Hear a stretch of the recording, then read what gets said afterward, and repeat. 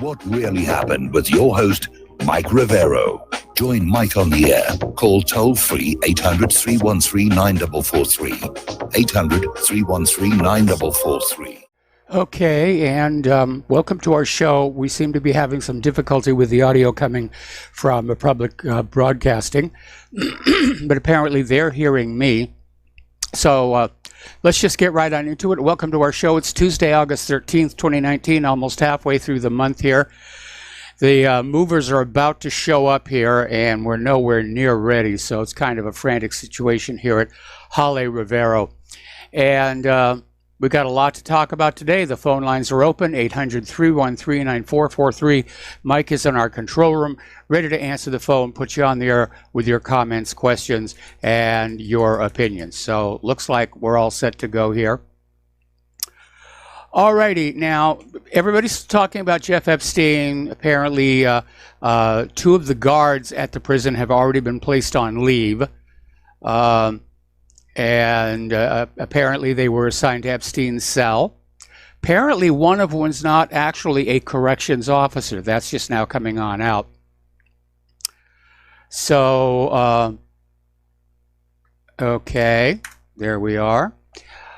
Now, all of this came about because a reporter down at the Miami Herald, Julie Brown, and she did a look-back story at this wrist slap that Epstein got down in Florida, which caused everybody to say, wait a minute, this was completely, inappropriate. He should have been prosecuted for more serious crimes, and basically led to this whole situation. And she's out there with a news story saying that Epstein manipulated his jailers to get off suicide watch. Now, she is going along with the claim that Epstein has taken his own life. And, okay. Still dealing with tech issues here. So, this Julie Brown thinks that Epstein did in fact commit suicide. I don't think so. I think he faked his death. I think he's down there in the Cayman Islands playing canasta with Ken Lay or something like that. Now, here's an interesting story. Over at the New York Post, they're reporting that Epstein's attorneys took him off suicide watch in late July. Now, I have to wonder why his attorneys would do that. If they really thought he was suicidal, that's the end of billable hours if he kills himself. And the New York Post story is also reporting that Epstein was spending 12 hours a day, often longer, with his attorneys trying to work on the case. So Epstein clearly thought there was a possibility that he could get off of this. And remember, there was another report that we came in yesterday saying that Epstein was considering cooperating with prosecutors and naming names in exchange for a reduced sentence, which he'd been talking about that before, and it was at that point a lot of people, including yours truly, said he will never live to see his day in court here. So I think the reason the lawyers got him off suicide watch is they wanted to sort of clear the decks. And by the way, he did have a cellmate. Epstein did have a cellmate who was removed a few hours before. Nobody knows exactly why. I mean, given that time of day, it's not likely it was a court appointment, but we don't really know. But it looks like the decks were being cleared for Epstein to pull a fast one. So Epstein's lawyers are now on the warpath saying this is all the fault of the hashtag #MeToo movement. Obviously, with Epstein reportedly dead, the charges against him have been dismissed.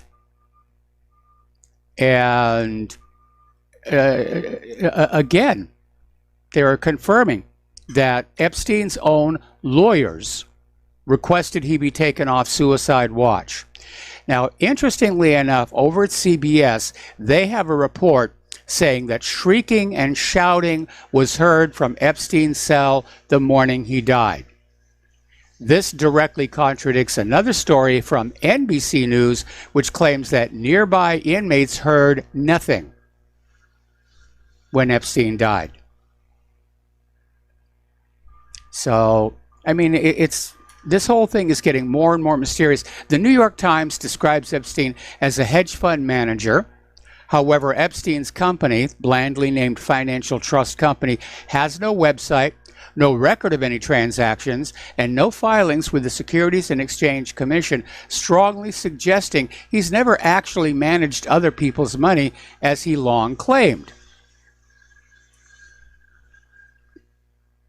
The second mystery is, if the allegations against Epstein are true, and he admitted to at least some of the charges back in 2008 in his plea deal with Palm Beach County, Florida, how was he able to carry on for so many years without any significant interference by law enforcement?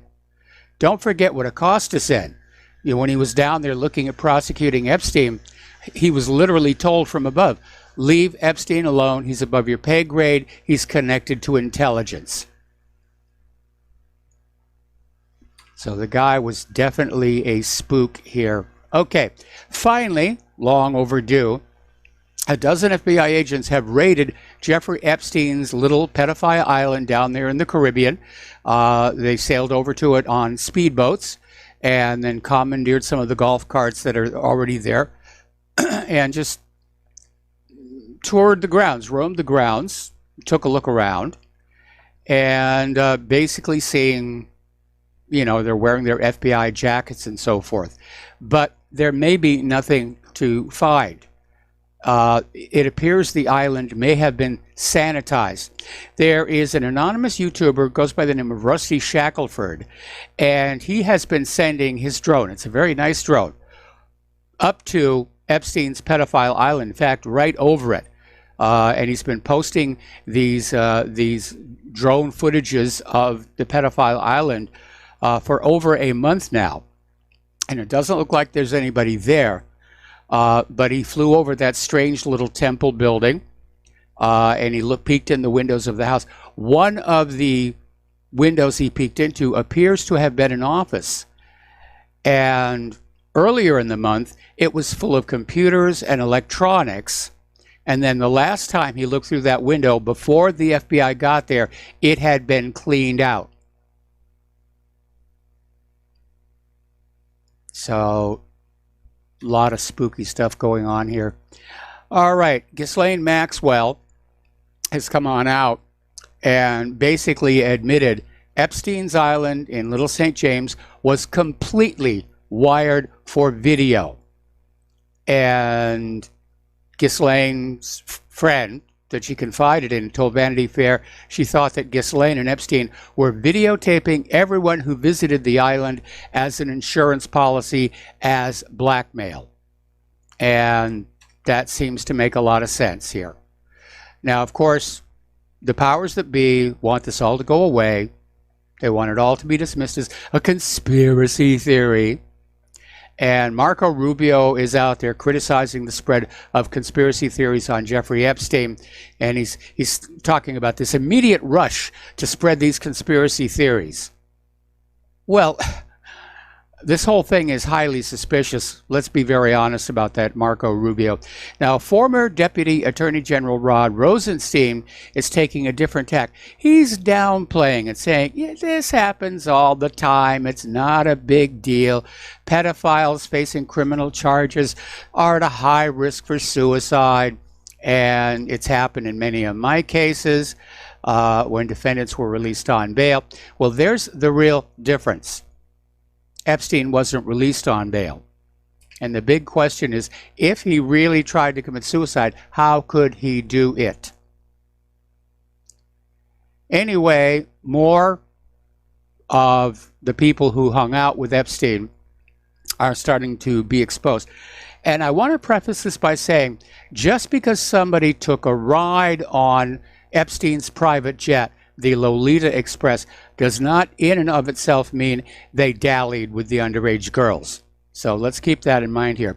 Because apparently Larry Summers who's out there telling everybody that the bottom is about to fall out of the economy any minute.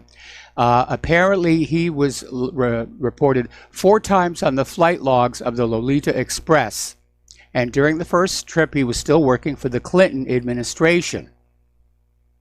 And the most recent, the last one, occurred right after his wedding, and apparently they went down there, and Epstein, gave them a little bit of a honeymoon here. Bill Gates flew with Jeffrey Epstein in the Lolita Express in 2013, and it caused a lot of people to scratch their heads because of the work supposedly that the Bill and Melinda Gates Foundation does for young women around the world. And again, as I said at the top of this, just because he was on the plane is not in and of itself proof that something unfortunate or immoral happened. But a man is known by the company they keep. And Bill Gates was on this plane after Epstein's predilections had already come out in the 2008 case. All right, turning to other politics here now. 2020 candidate Tulsi Gabbard, Hawaii's own Tulsi Gabbard, is having to leave the campaign trail for 2 weeks because she's in Hawaii's National Guard, and she has to report for active duty as a reservist, and she's going apparently on this training exercise mission in Indonesia. And Tulsi, unfortunately, sadly, is not doing very well in the campaign. She's not deemed a front runner. And she's still out there campaigning and trying to build some momentum. But I think she made 2 mistakes. I think the first one was voting along with that pro-Israel bill in Congress. That harmed her a lot. And then her recent statement supporting the arming of Ukraine. For somebody who's campaigning on being an anti-war candidate, that was a bit of a body check. So I don't think Tulsi's going to have much more of a campaign. Now, interestingly enough, over at Overstock, their CEO says that he has turned over documents to the Department of Justice in what he calls the greatest political scandal in U.S. history. And apparently this guy, for some reason, got dragged into the Russia probe and the probe into Hillary Clinton, and says he was involved in both of them. And he says they turned out to be less about law enforcement than about political espionage. So he's turned over all of his documents, and we'll see if they ever surface again from inside the Department of Justice. Okay, back in 2016, Stacey Abrams ran for governor of Georgia. If she'd won, she would have been the first black female governor of Georgia. But a lot of people are thinking she got cheated and that Brian Kemp stole the election. And we know our elections are, the election system is unreliable. And again, states are planning to go with paperless voting, machine only, next year's election. The problem has not been fixed. In fact, it's probably a lot worse. However, Stacey has taken her defeat, and she's started what she calls Fair Fight 2020, and its initiative to try and strengthen voter protection and make sure all votes are counted in key battleground states ahead of next year's elections. So at least somebody's trying to do something about it here. All right, turning to the international news here, militants are continuing to accumulate manpower and hardware in Syria's Idlib. This is being reported by the Russian military. And apparently they have relocated militants from Hayat Tahrir al-Sham, 3 armored vehicles and 4 pickups with mounted heavy machine guns from the area near the town of Hesh. In addition, the Ajnad al-Kavkaz, say that 3 times fast, terrorist group has sent to the contact line 200 militants, 5 armored vehicles, 10 pickups mounted with weapons, and 2 trucks filled with bombs. So apparently near the settlement of Kanede, militants have deployed 150 members of the Islamic Party of Turkestan and 13 pickups with mounted mortars, multiple launch rocket systems, and heavy machine guns. So this thing is not over by a long shot. Okay, apparently there was an explosion at an Iraqi Shia militia base. And originally, one was killed, 29 people injured. At first, people thought it was an attack. Later, it came on out, an ammo dump exploded, which doesn't rule out the fact that somebody sabotaged it. But the explosion was so great that shells fell into the green zone of Baghdad, where the American embassy in Iraq is located. Meanwhile, Iraq has come on out, basically highly critical of Israel's participation in the Gulf Naval Mission, saying that Israel's involvement will only increase tensions in the region. So Iraqi Foreign Minister Mohammed Ali al-Hakam wrote on Twitter yesterday that Iraq rejects any participation of forces of the Zionist entity in any military force to secure package of ships in the Arabian Gulf. Now, here is something I did not know, and I'm hoping that people in the Navy are going to be listening very closely. And there's this professor at the U.S. Naval College's China Marine Research Institute. He's named Lyle Goldstein, and he wrote an article for National Interest, and he said that the U.S. should not abuse exercises near Russia's borders because there are an estimated 18,000 mines in the Russian waters of the Azov Sea as well as the Black Sea coast left after World War II. Boy, I would have thought they would have cleaned those up by now. But so if you get a NATO ship on an exercise and it hits one of those mines, you can see the corporate media already. Oh, it's a Russian attack. It's a Russian attack. So this Goldstein is making a good point. Maybe we should keep a safe distance until we actually need to go in there. Pompeo, of course, is going the other direction. He's literally saying there is a countdown clock running on Iran, and time is running out to kick Iran. And he's specifically talking about the fact that many of the arms embargoes against Iran are about to expire.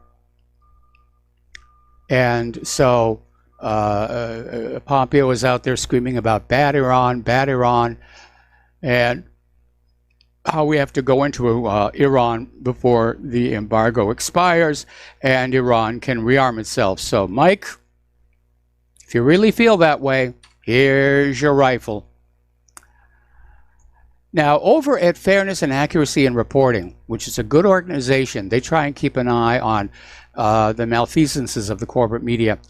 And they're wagging their collective finger right now at the New York Times, who have published 5 editorials since the beginning of May that are supposed to be critical of a war between the United States and Iran, but they're written in such a way as to not really sell that point. They vilify Iran. They don't scrutinize America's aggression towards Iran.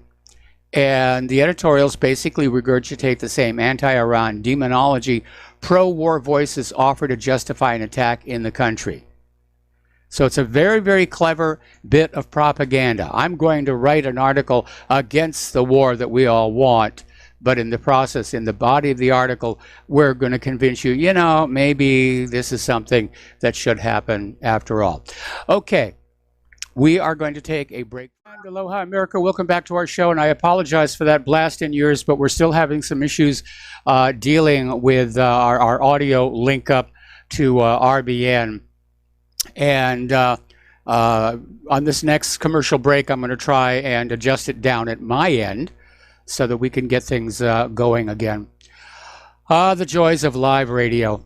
Okay, so over in Israel, Prime Minister Benjamin Netanyahu is now pushing for Donald Trump to approve Israel's annexation of the entire West Bank before Israel's upcoming general election. Netanyahu thinks this will secure... secure him a victory, secure his Likud party's victory, and he'll be reelected as prime minister, and he can dodge those corruption cases a little bit more here. So apparently what they're looking at is annexation of what is called Area C of the occupied West Bank, where the majority of its some 500 illegal settlements are located. And Netanyahu is pushing for Trump to issue such a declaration before Israel's general election on the 17th of September. Okay, so as we reported earlier, the start of Eid was marked by a great deal of violence at the Al-Aqsa Mosque. Something like 1,700 settlers tried to, well, they succeeded in basically rushing into the place, and they were supported by Israeli military. And of course, they want the Al-Aqsa Mosque to go away because they want to build what they think would be their third temple on that spot. It is the most fought over piece of ground on earth. So Israel is using Eid to push forward an Al-Aqsa takeover.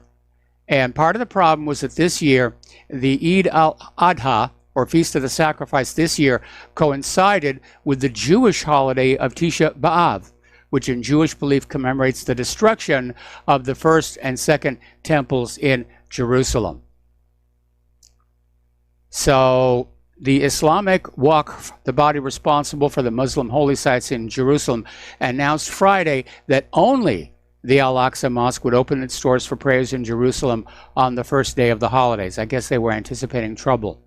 So Israel initially closed the Al-Aqsa Mosque compound, which Jews call the Temple Mount and Muslims call El Haram al-Sharif, for Jewish worshippers on Sunday, as is the norm, to avoid clashes. Now, interestingly enough, an Arab member of the Knesset, Ahmed Tibi, stood up and said he does not recognize Israel's sovereignty over Jerusalem or Al-Aqsa Mosque. And speaking on Israeli television, Tibi said he could not accept the presence of any Jew in Al-Aqsa Mosque, adding that Al-Aqsa is exclusively to Muslims, adding that Jerusalem is an occupied city. Well, that is inflammatory, and I don't expect him to be a member of the Knesset much longer. But I think in the spirit of peace, that any Jew, or for that matter, Christian, who is behaving well, being polite and appropriately respectful, should be allowed to visit Al-Aqsa. Not that I'm ever going to go to Israel. They'd shoot me the moment I stepped off the airplane. But the Al-Aqsa Mosque is one of the things that's on my bucket list. I'd like, take my shoes off, just walk inside, take a peek around, be very polite about it here. All right, last week, for the 149th time in a row, Israel demolished the Palestinian Bedouin village of Al-Araqib in the Negev desert.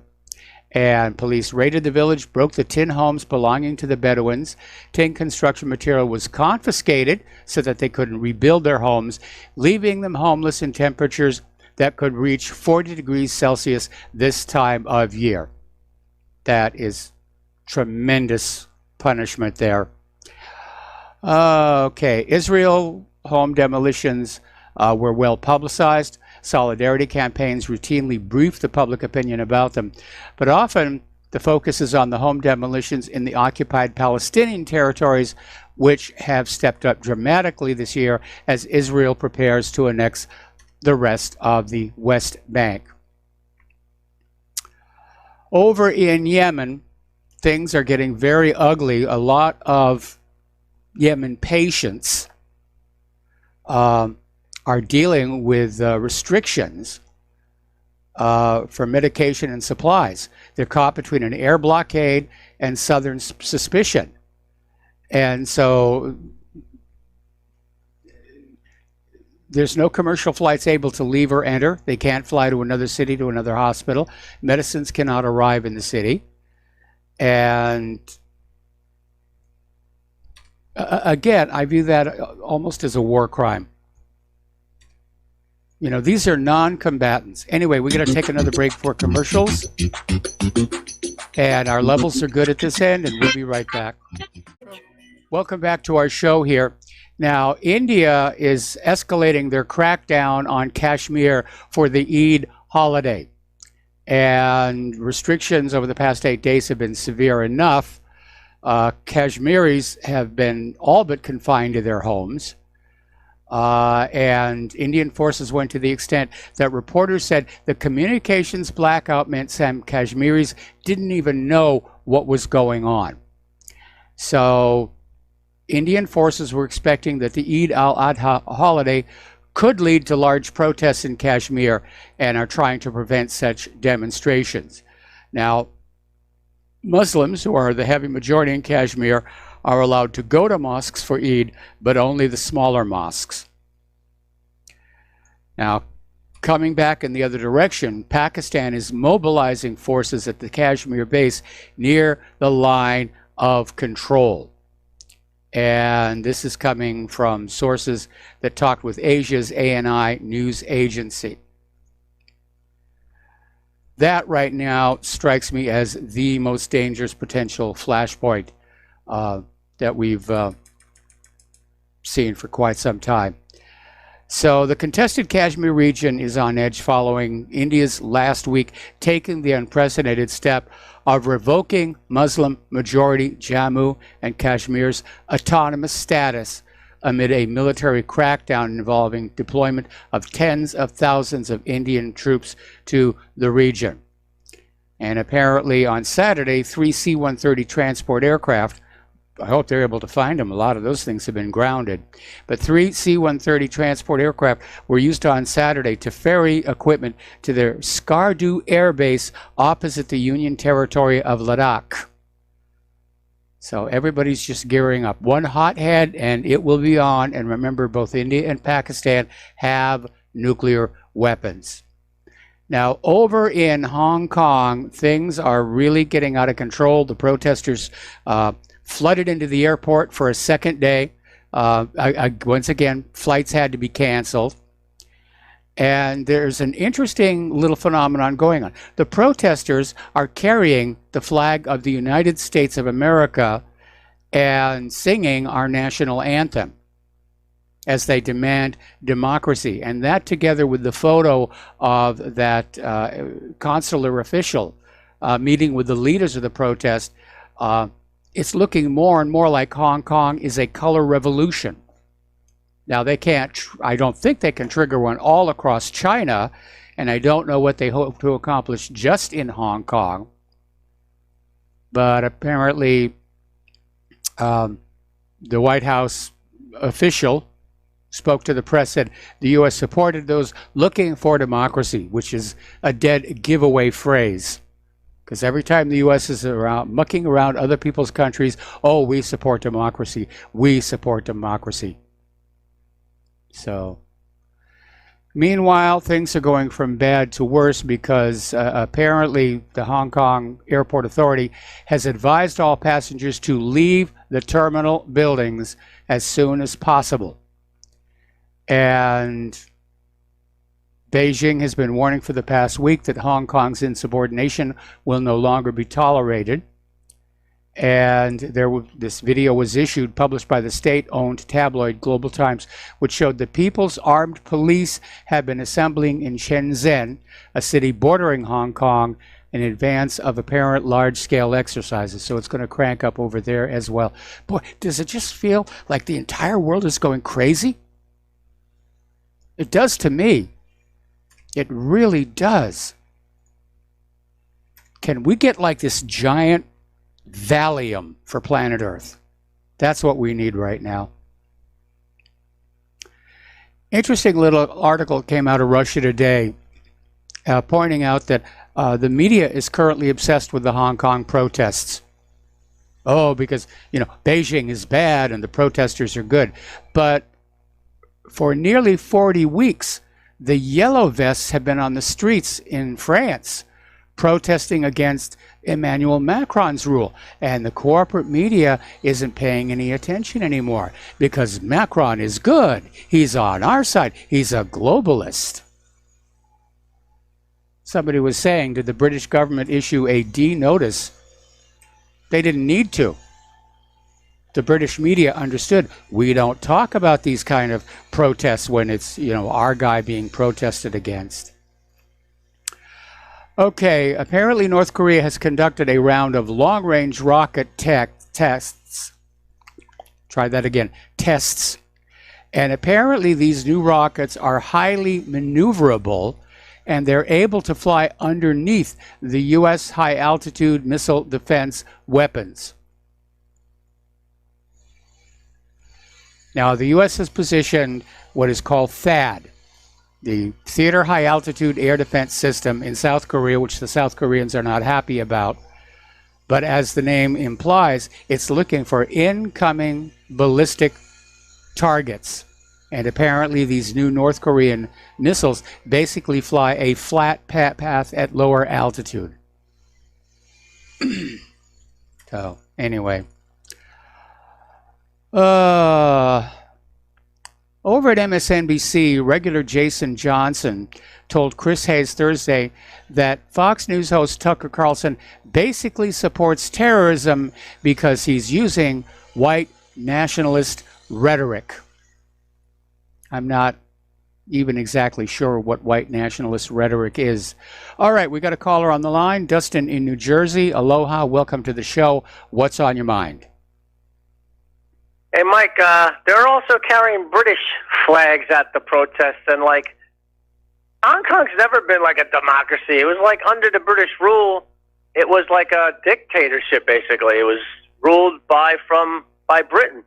They had no free elections in Hong Kong. I mean, when I saw the picture of the person holding the flag, I knew right there, this is an orchestrated event. Yeah, I can't imagine any of the people of Hong Kong just spontaneously saying, I want to wave a flag of, our former masters. Well, it's like Black Lives Matter carrying a Russian flag or something, another, like a Philippines flag or something, that don't make sense, because with that photo of the State Department, the State Department, right? And then you also have the, NED, the National Endowment for Democracies, right? USAID. No country in the planet should let any of these USAID, any of these NGOs in. They should get all kicked out, because these are just fronts for CIA/business interests to go in there. Oh, they are. Putin kicked USAID out of Russia a couple of years ago, I think. But this is just another. This is Hong Kong is I'd say. Hong Kong doesn't have the economic power it used to have. Because Hong Kong used to have a lot of economic power when China wasn't an economic power. It's different now. Hong Kong really is not the same Hong Kong it used to be. Next to China is the juggernaut. And I would tell the Chinese to not really, Mike, these will sputter out, because what's going to happen over time is the people who don't protest in Hong Kong are going to get fed up with these people blocking the airports, blocking the traffic, yes, blocking this, blocking that, and it's hurting the financial of Hong Kong. By not keeping the airport clear. I mean, you're keeping business interests out of there, and over time, all these student protests, which is obviously they're going along with the architects of the protests, because they're either getting paid or they're all part of that NGO groups. I think they shouldn't really. The Hong Kong police should just leave it to them.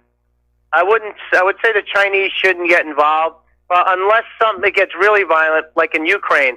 I wouldn't not do anything, because in Ukraine, look at what happened. Well, there have been reports of violence in these Hong Kong protests, and there have been some clashes. So it's an ugly situation, and again, more and more people are saying this is another covert U.S. interference in another sovereign country. I don't know what the U.S. hopes to accomplish by destabilizing Hong Kong, other than to hand it back to China on a silver platter. It's about sticking. It's about sticking the Chinese in the eyes, Mike. Like it's about because did you see the Navy just asked to port a ship in Hong Kong? Like nobody would ask to port a ship with all this stuff going on. It's just another way to to poke the Chinese. And then you see with the with the tariffs and the trade. This is all the same. It's all the same. Has to do with economics. It's about poking China, evil Russia. The same playbook. And which leads me, Mike, if I still have any time left, to the manipulation of the stock market from like tweets. I mean, Trump said he's going to delay the reason the stock market is soaring today is that Trump announced that the tariffs that he was going to hit China with the first of next month, most of them have now been pushed back to December. And that's the reason for the stock market taking off globally, not just here in the United States. But isn't that crazy how, like, this supposedly capitalist society, from one tweet, you can reverse the losses from the fear of the tariff? Somebody's making money on this wins and losses in the stock market for a couple. Oh, I'm sure if they're on the inside, they're making a huge amount of money. All right, Mike. Have a good rest of the show. All right, thanks an awful lot here. Now, over the last several years, we've been talking about how our rights that are supposedly guaranteed by the Bill of Rights have been chipped away at by our out-of-control government here. And it's about to get a lot worse because over at the Washington Compost, they ran an article, Why Free Speech Makes It Difficult to Prosecute White Supremacy in America. And basically, the Washington Post is out there lamenting that the First Amendment gets in the way of prosecuting anybody for their political beliefs. Now, prosecuting somebody for their political beliefs, that's something the Soviet Union used to do. That's something Nazi Germany used to do.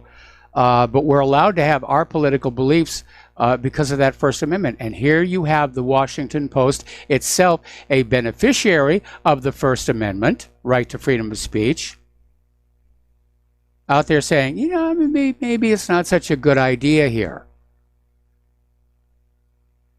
I mean, that's a very, very dangerous, very slippery slope for everybody to be on. Saying that we can't have freedom of speech because we need to prosecute people for their political beliefs. And what are they talking about? They want to prosecute white supremacists, meaning white people. We're rushing into Zimbabwe, South Africa territory here. Whites are becoming the scapegoat population. Getting into the economic news, Bank of America says there's a 1 in 3 chance of a recession within the year as the trade war with China and other global political events rattle the markets. And yeah. By the way, if you have credit cards, try not to use them. Try to get them paid down. U.S. credit card interest rates have hit their highest levels in 25 years. Those of you who thought that variable rate on that credit card was tied to the prime rate, nope, it isn't. The credit card companies can just set it to whatever they think they can get away with. And Claire and I are trying very, very hard not to have to use our credit cards for the upcoming move for that very reason. The interest rates are they're just pegged. All right, we're going to take another phone call here. David in San Francisco, aloha. Welcome to the show. What's on your mind? Aloha, Michael. Yeah, I'm old enough to be baby boomer, Yes. and when I start thinking about the economy, I start thinking about what the prosperity was when I was, teenager coming into the workforce, and then what it is today. Yes. And so, in 1968. The minimum wage was, it would take you 22 hours at minimum wage to buy an ounce of gold. Yes. So when I think about what the minimum wage should be today, I think of the ounce of gold and I divide it by 22 and then I get what it should be. And am I keeping up with the cost of living? So when you start looking at all the infighting that the world is going through, to me, if money is the big factor, it's whether or not people are keeping up with the cost of living. And so if you look at the price of gold, I'm not looking at it right at the minute, but it was closing in on 1,400 an ounce. Yes. Divide that by 22, and you're going to get close to $70 an hour. Yes. Right? It's what, $69 an hour or something for minimum wage. If you were going to keep up with 1968 minimum wage, 22 hours to buy 1 ounce of gold, that's what it should be. And so it's no wonder people can't afford medical insurance or buy a boat once in a while or, fix their roof or have health care or buy a shirt once in a while. I mean, it's obvious that our standard of living has been so depleted that we're grabbing at straws to say $15 an hour minimum wage. Yeah, we are. I mean, there's no question about that, whether you use the gold metric or the Big Mac metric or whatever. It's obvious that the standard of living for ordinary average Americans has declined over the last 30 years. And there was an article that's posted to whatreallyhappened.com basically saying that there's greed is winning and ordinary people are being harmed. Well, it's not whether it's greed or whether it's your reputation. Because, if you think about, your hourly wage, that should represent how good you are. If you're really skilled at something, you're worth 5 or 10 times the minimum wage. The thing that you're best at, is what the minimum wage, or your hourly or your salary or whatever you're getting should be relative to how skilled you are. And if we didn't realize that 22 ounces to the, 22 hours to the ounce is the standard, and you said 30 years, it's actually 50 years now since 1968, and how time flies. No kidding. But all right, you see where David, got to put you on hold. Got to take a break for commercials. We'll be right back. And aloha, America. Welcome back to our show here. We're talking about the economic news. And it does feel like the system is about to tear itself apart for a very simple reason. It's based on a banking system that by design creates more debt than money with which to pay the debt. And they keep trying to use inflation or to stay ahead of all of that. But people just aren't borrowing anymore because they're insecure about their ability to repay. So the International Monetary Fund is now recommending deep negative interest rates as the next tool. So we're headed for a reset. No question about that here.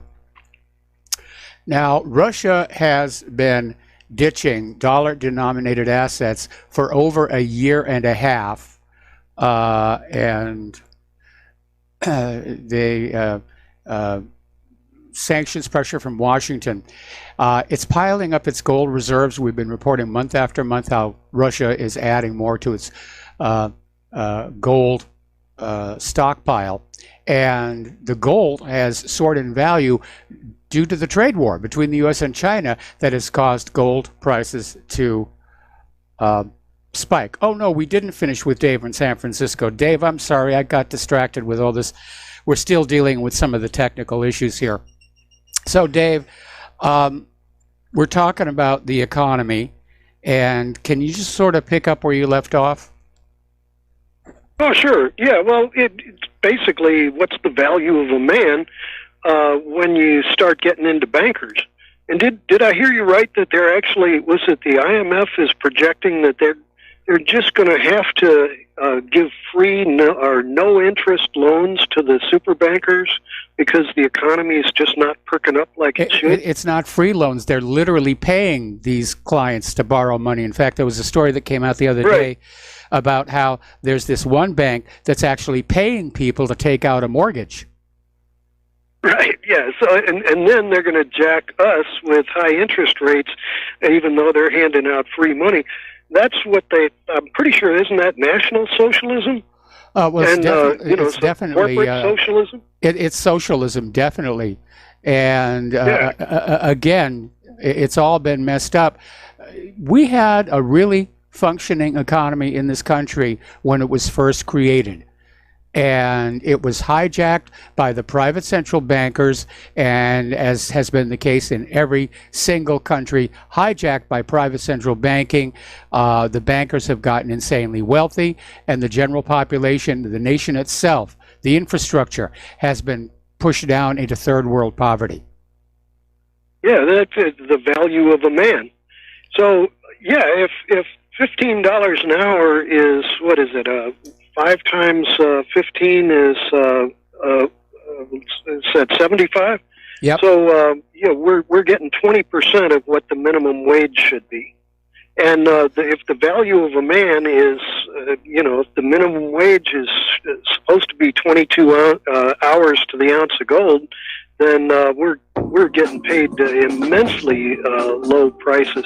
So Yes, we are. What's the And value of a man? Unfortunately, these days, wages and salaries aren't set on ability and talent. They're set on what little privileged group you belong to. Woman, minority, LGBTQ, and achievement and incentive. Merit has been taken out. Anyway, David, got to let you go. Got to do another break. All right, stay on the line. We'll come back. Aloha, America. Welcome back to our show here, and we're going to go back to the phones to Raleigh in Minnesota. Aloha, Raleigh. Welcome to the show. What's on your mind? Well, Michael, I was thinking very deeply about the fact that Chuck Schumer would always talk about weapons of war, constantly referring to the very American AR-15. And now he has a new tagline. It's called Wares of War. He wants to get this. He wants to make the FBI be able to standardize who gets body armor in the United States, meaning bulletproof vests. Right now, bulletproof vests are illegal in all 50 states. But he wants to allow the FBI to dictate who's allowed to wear it or not. And it's on the heels of what happened in Ohio, because Connor Betts wore a blue line bulletproof vest supposedly when he did the Dayton massacre. It was last weekend, wasn't it? Last Sunday. And it's just an abomination to this idea of getting rid of body armor. They use the argument that we should get rid of guns and there'll be no more mass shooting. But if people are going around spraying hot lead at people, shouldn't we be able to wear body armor?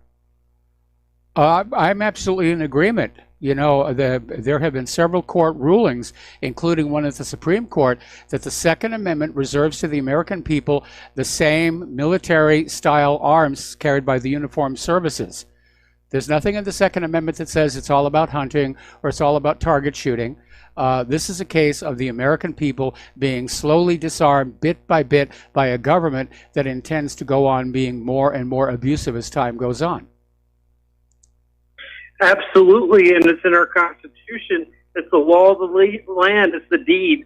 That we pay our taxes. They give us our rights, and paying taxes is non and void if they're not going to uphold the Constitution.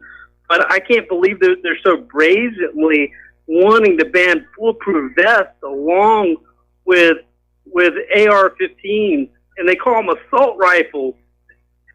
Oh my goodness, weapons of war. These are American products they're talking about. It's what the military... Go ahead, Michael. Yeah, I was going to say, again, they're using the term assault rifle to make it sound like that's the only thing they can be used for. People who are within the shooting community refer to them as sporting rifles. And the reason they are favored is not so much the high-capacity magazines, it's because of those Piccaninny rails that are along the side of the foregrip and the top, where you can sort of, put on all kinds of little gadgets and gizmos and laser sights and the rest of it. And it's a lot of fun to play with. And as for me, I like punching holes in papers. I haven't done it in a while, unfortunately. And I don't know what the situation is going to be like in Indiana, although I understand the gun laws are nowhere near as restrictive as they are here in Hawaii. Michael, I got a question for you. Remember when Joe Biden said that you don't need an AR-15 to protect your household, you need a sawed-off shotgun instead? He didn't use the phrase sawed-off. Oh, he didn't use the phrase "show off." I thought I was going to mention that's illegal, but he didn't say that. But still, though, if you got your wife held hostage by a burglar, you can't use a precise shot with a shotgun. You're going to need something more that you could get around the edges of, like the initial hostage crisis. No, when he came out with that comment, I made that very point. I even came up with a graphic saying that, if a member of your family is being used as a human shield in front of the bad guy, you can't open up with a shotgun. You're going to hit them both. You need to have a weapon where you can put a single round exactly where you want it to go. But again, we have a government that is increasingly more fearful of the people. They know that we are now aware of the way we've been lied to throughout history. We're aware of the way that we are being plundered and looted, for the rich and powerful, for Israel, for the war machine. They're afraid of us right now. And they're trying to figure out some way they can convince us to surrender our guns so that we're not able to resist more abuse that's coming down the line.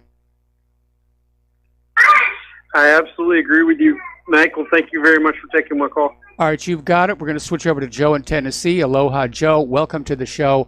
What's on your mind? Yeah, just real quickly on the gun control issue. If there's anybody wants to say that you don't need a high-capacity magazine and an assault rifle, just look at that mob that showed up at Mitch McConnell's house. Yes. What if they stormed his house or Tucker Carlson's house? What if a mob of 40 or 50 people storm your house? Well, shotgun's going to be good enough? No, you want an assault rifle. And I think Sporting Mitch McConnell rifle. and his wife should both get assault rifles. Sporting rifles. As a matter of fact, hello? Sporting rifles. We call them sporting rifles. Yeah, well, okay, I'll call them assault rifles, but they are sporting rifles. But people don't talk about the AR-15 and what a great weapon it is for women. I think that's part of the reason those weapons are demonized, is because it's really easy to shoot. I mean, Yes. it stays on target. There's no real kickback. It can turn anybody, even a 90-pound weakling or a woman, into like a very effective defender against a mob. And I think that Mitch McConnell, after his experience of having that mob threatening him, might think of, well, maybe high-capacity magazines aren't that bad of an idea. But what I called about was the warden. Before we go on, there's another aspect to a high-capacity magazine. And years ago, when I owned some high-end guns, I had to sell them to pay a bill. The advantage of a high-capacity magazine was in learning how to shoot, because you could pull the trigger, correct, pull the trigger, correct, pull the trigger. If you have to stop and take the gun down and reload it every 5 to 8 rounds, you don't learn how to shoot as fast as well.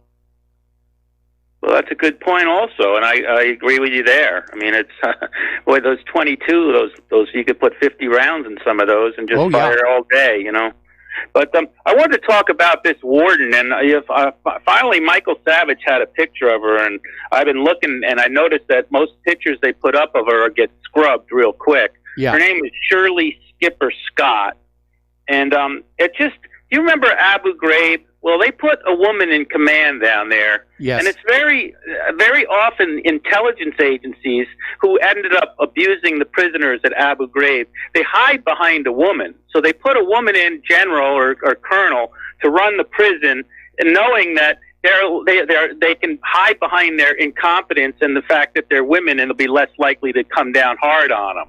And I think there might be a little aspect to that with this lady here.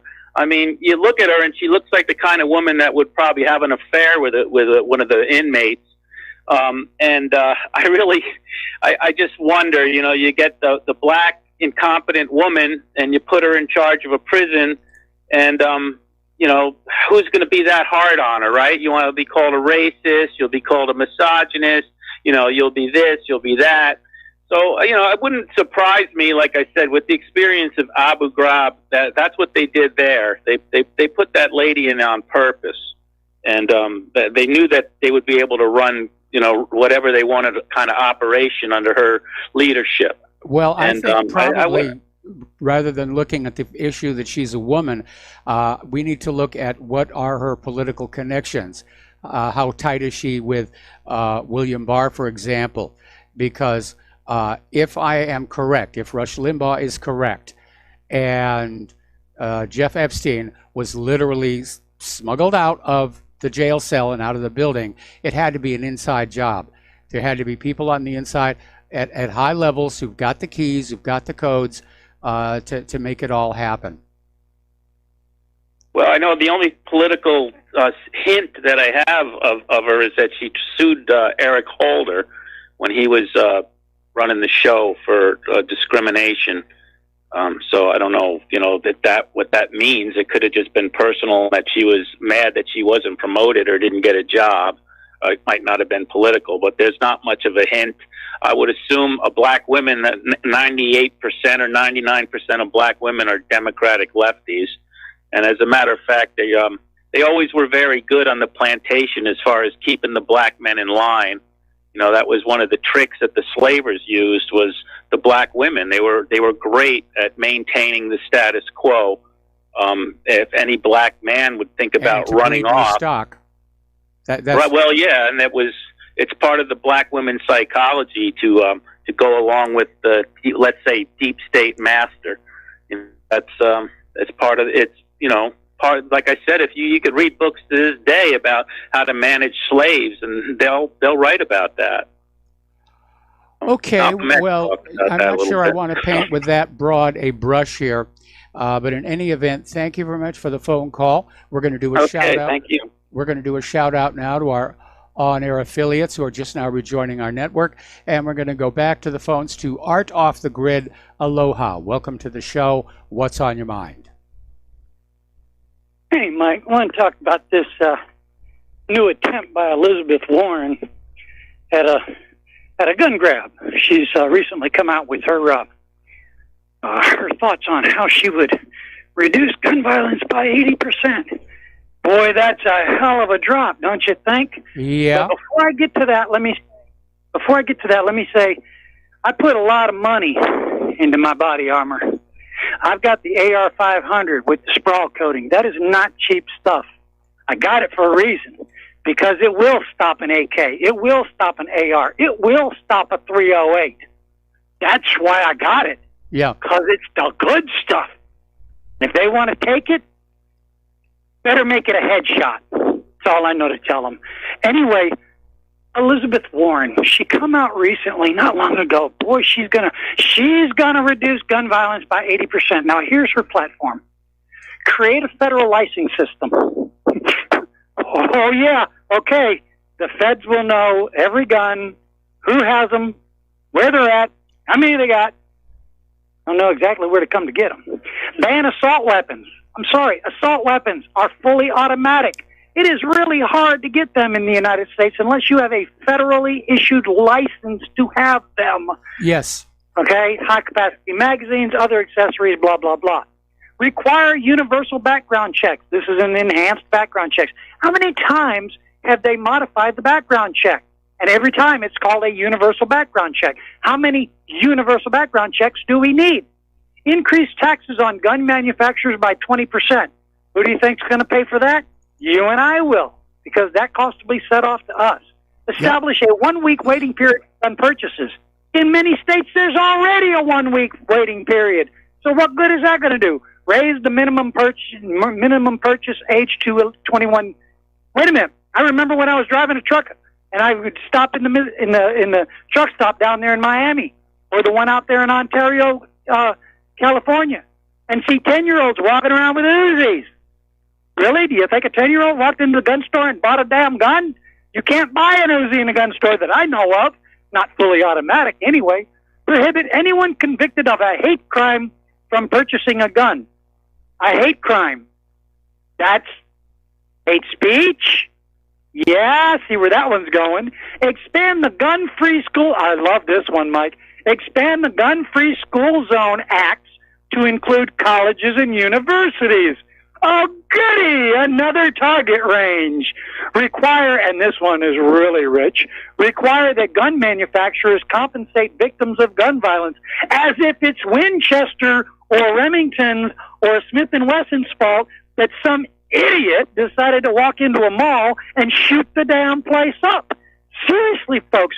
Then she wants to talk about a new tax on ammo.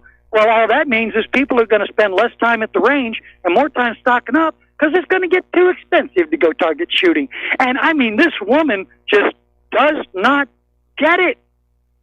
No, she doesn't. I mean, what she's suggesting there is like asking Ford and General Motors to pay for the funerals of people who are run down by their cars. I mean, that's exactly how absurd that is. Yeah. I mean, and here's what I tell people.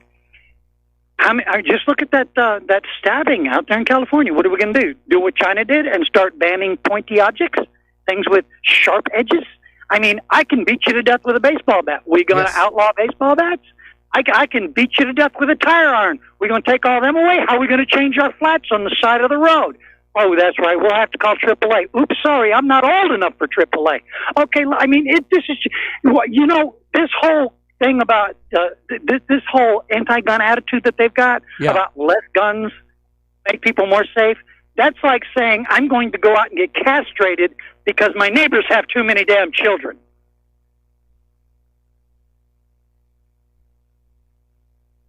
All of these are good points, and I'm on your side. I mean, I don't, at my age, I don't do a lot of shooting anymore, but I believe in that Second Amendment. And I understand the reason that it's there is to give the government a good reason, a good motive to mind its own business and leave we the people alone. Unfortunately, we've reached a stage in the nation's history where the very survival of the central government is based on them being able to just walk on in and continue to confiscate wealth from us. Oh, before I go, I want to also mention this, and I don't know if everybody has seen this. I know a lot of you out there have probably seen this. If you have, you need to get the word out. You need to spread the word. Mike, if you've not heard about this, you need to check it out. Over in Japan, they are protesting the past couple of days. They are standing out in the streets. They are holding up the American flag. They are singing our national anthem. Now, ask yourself, ladies and gentlemen, why are they doing this in Japan? They are doing this because they are trying to get us to realize, folks, we are the last bastion of freedom in this world. And if we allow this to continue, leave it to your imagination. If the Japanese are doing this, trying to get our attention, don't you think it's time we wake the hell up and start really doing something? I almost went to jail the other day because I stood in town and I had cops threatening to take me to jail if I didn't shut up. And I still refused to shut up. Folks, time is up. We don't have any more damn time. And I'm tired of doing this. I'm too old for it. Thanks, Mike. All right. Well, you're welcome. Thank you very much for the phone call. We're going to let you go and switch over to Rick in Arizona. Aloha, Rick. Welcome to the show. What's on your mind? One thing I want to say to Art is I think Warren gets it. I think Al might not understand that these people want the guns because white Germanic men took the banks away from the owners of the banks in Europe back in the 1930s. That's the long-term goal here. It's the banking system that wants the guns. Now, Mitch McConnell came out. He's from Kentucky. Now, that's really a conservative state, and I don't see how the hell he thinks he's going to get reelected. He's for red flag laws. But we got to consider this, that this Epstein thing, we don't know how deep it goes, but it could be being used to blackmail these so-called conservative senators to get on board with this red flag and this new system, this new background system that they want to pierce the juvenile veil on white men to get them, find out if they want to use the Ritalin and the prescription drug thing to ban them from owning guns. But this is a long-term plan. Even deindustrializing America is all about gun control because you used to be able to go through Minneapolis, St. Paul, and find machine shops all over the place, but it's hard to find a machine shop anywhere. Yes, because we don't manufacture anything anymore. but a machine shop can make a gun. Yes. Okay. So the whole domestic policy, probably, who knows how far back this goes, but it's all about gun control. And they're definitely going to turn the whole country as much as they can. They're going to brown it down as much as they can. And when they get to the point where they don't need white man's common sense to keep up the grid, let's say a hurricane comes in and knocks out the grid, they don't need white men to rewire the grid. That's about the time then we're going to be going to the camps. That's, in my opinion, that's the long-term thing here. But well, I think like Mitch I said, McConnell, it happened in Zimbabwe, it happened in South Africa, and it ultimately, in the long run, did not work out. Okay, so Rick, well, got to take a commercial break. We'll see. Thank you for the phone call. We'll be right back. And aloha, America. Welcome back to our show here, and we have a caller waiting on the line. Mo in Florida. Aloha. Welcome to the show. What's on your mind? Aloha, Michael. I just I know you're a technical guy, so one of the things that kind of, I don't know if you're still, I just walked in. So if you already discussed this to infinitum, you can let me go. But I think the Epstein thing is, you hear on social media, Zero Hedge, those whatever websites about how he couldn't have, I don't think the guy did kill himself. I think he's in Israel, with a double. I mean, who knows? I don't know. That's just my guess. If that's not something I can prove, obviously. But they always keep saying that he didn't have anything to kill himself. He couldn't hang himself.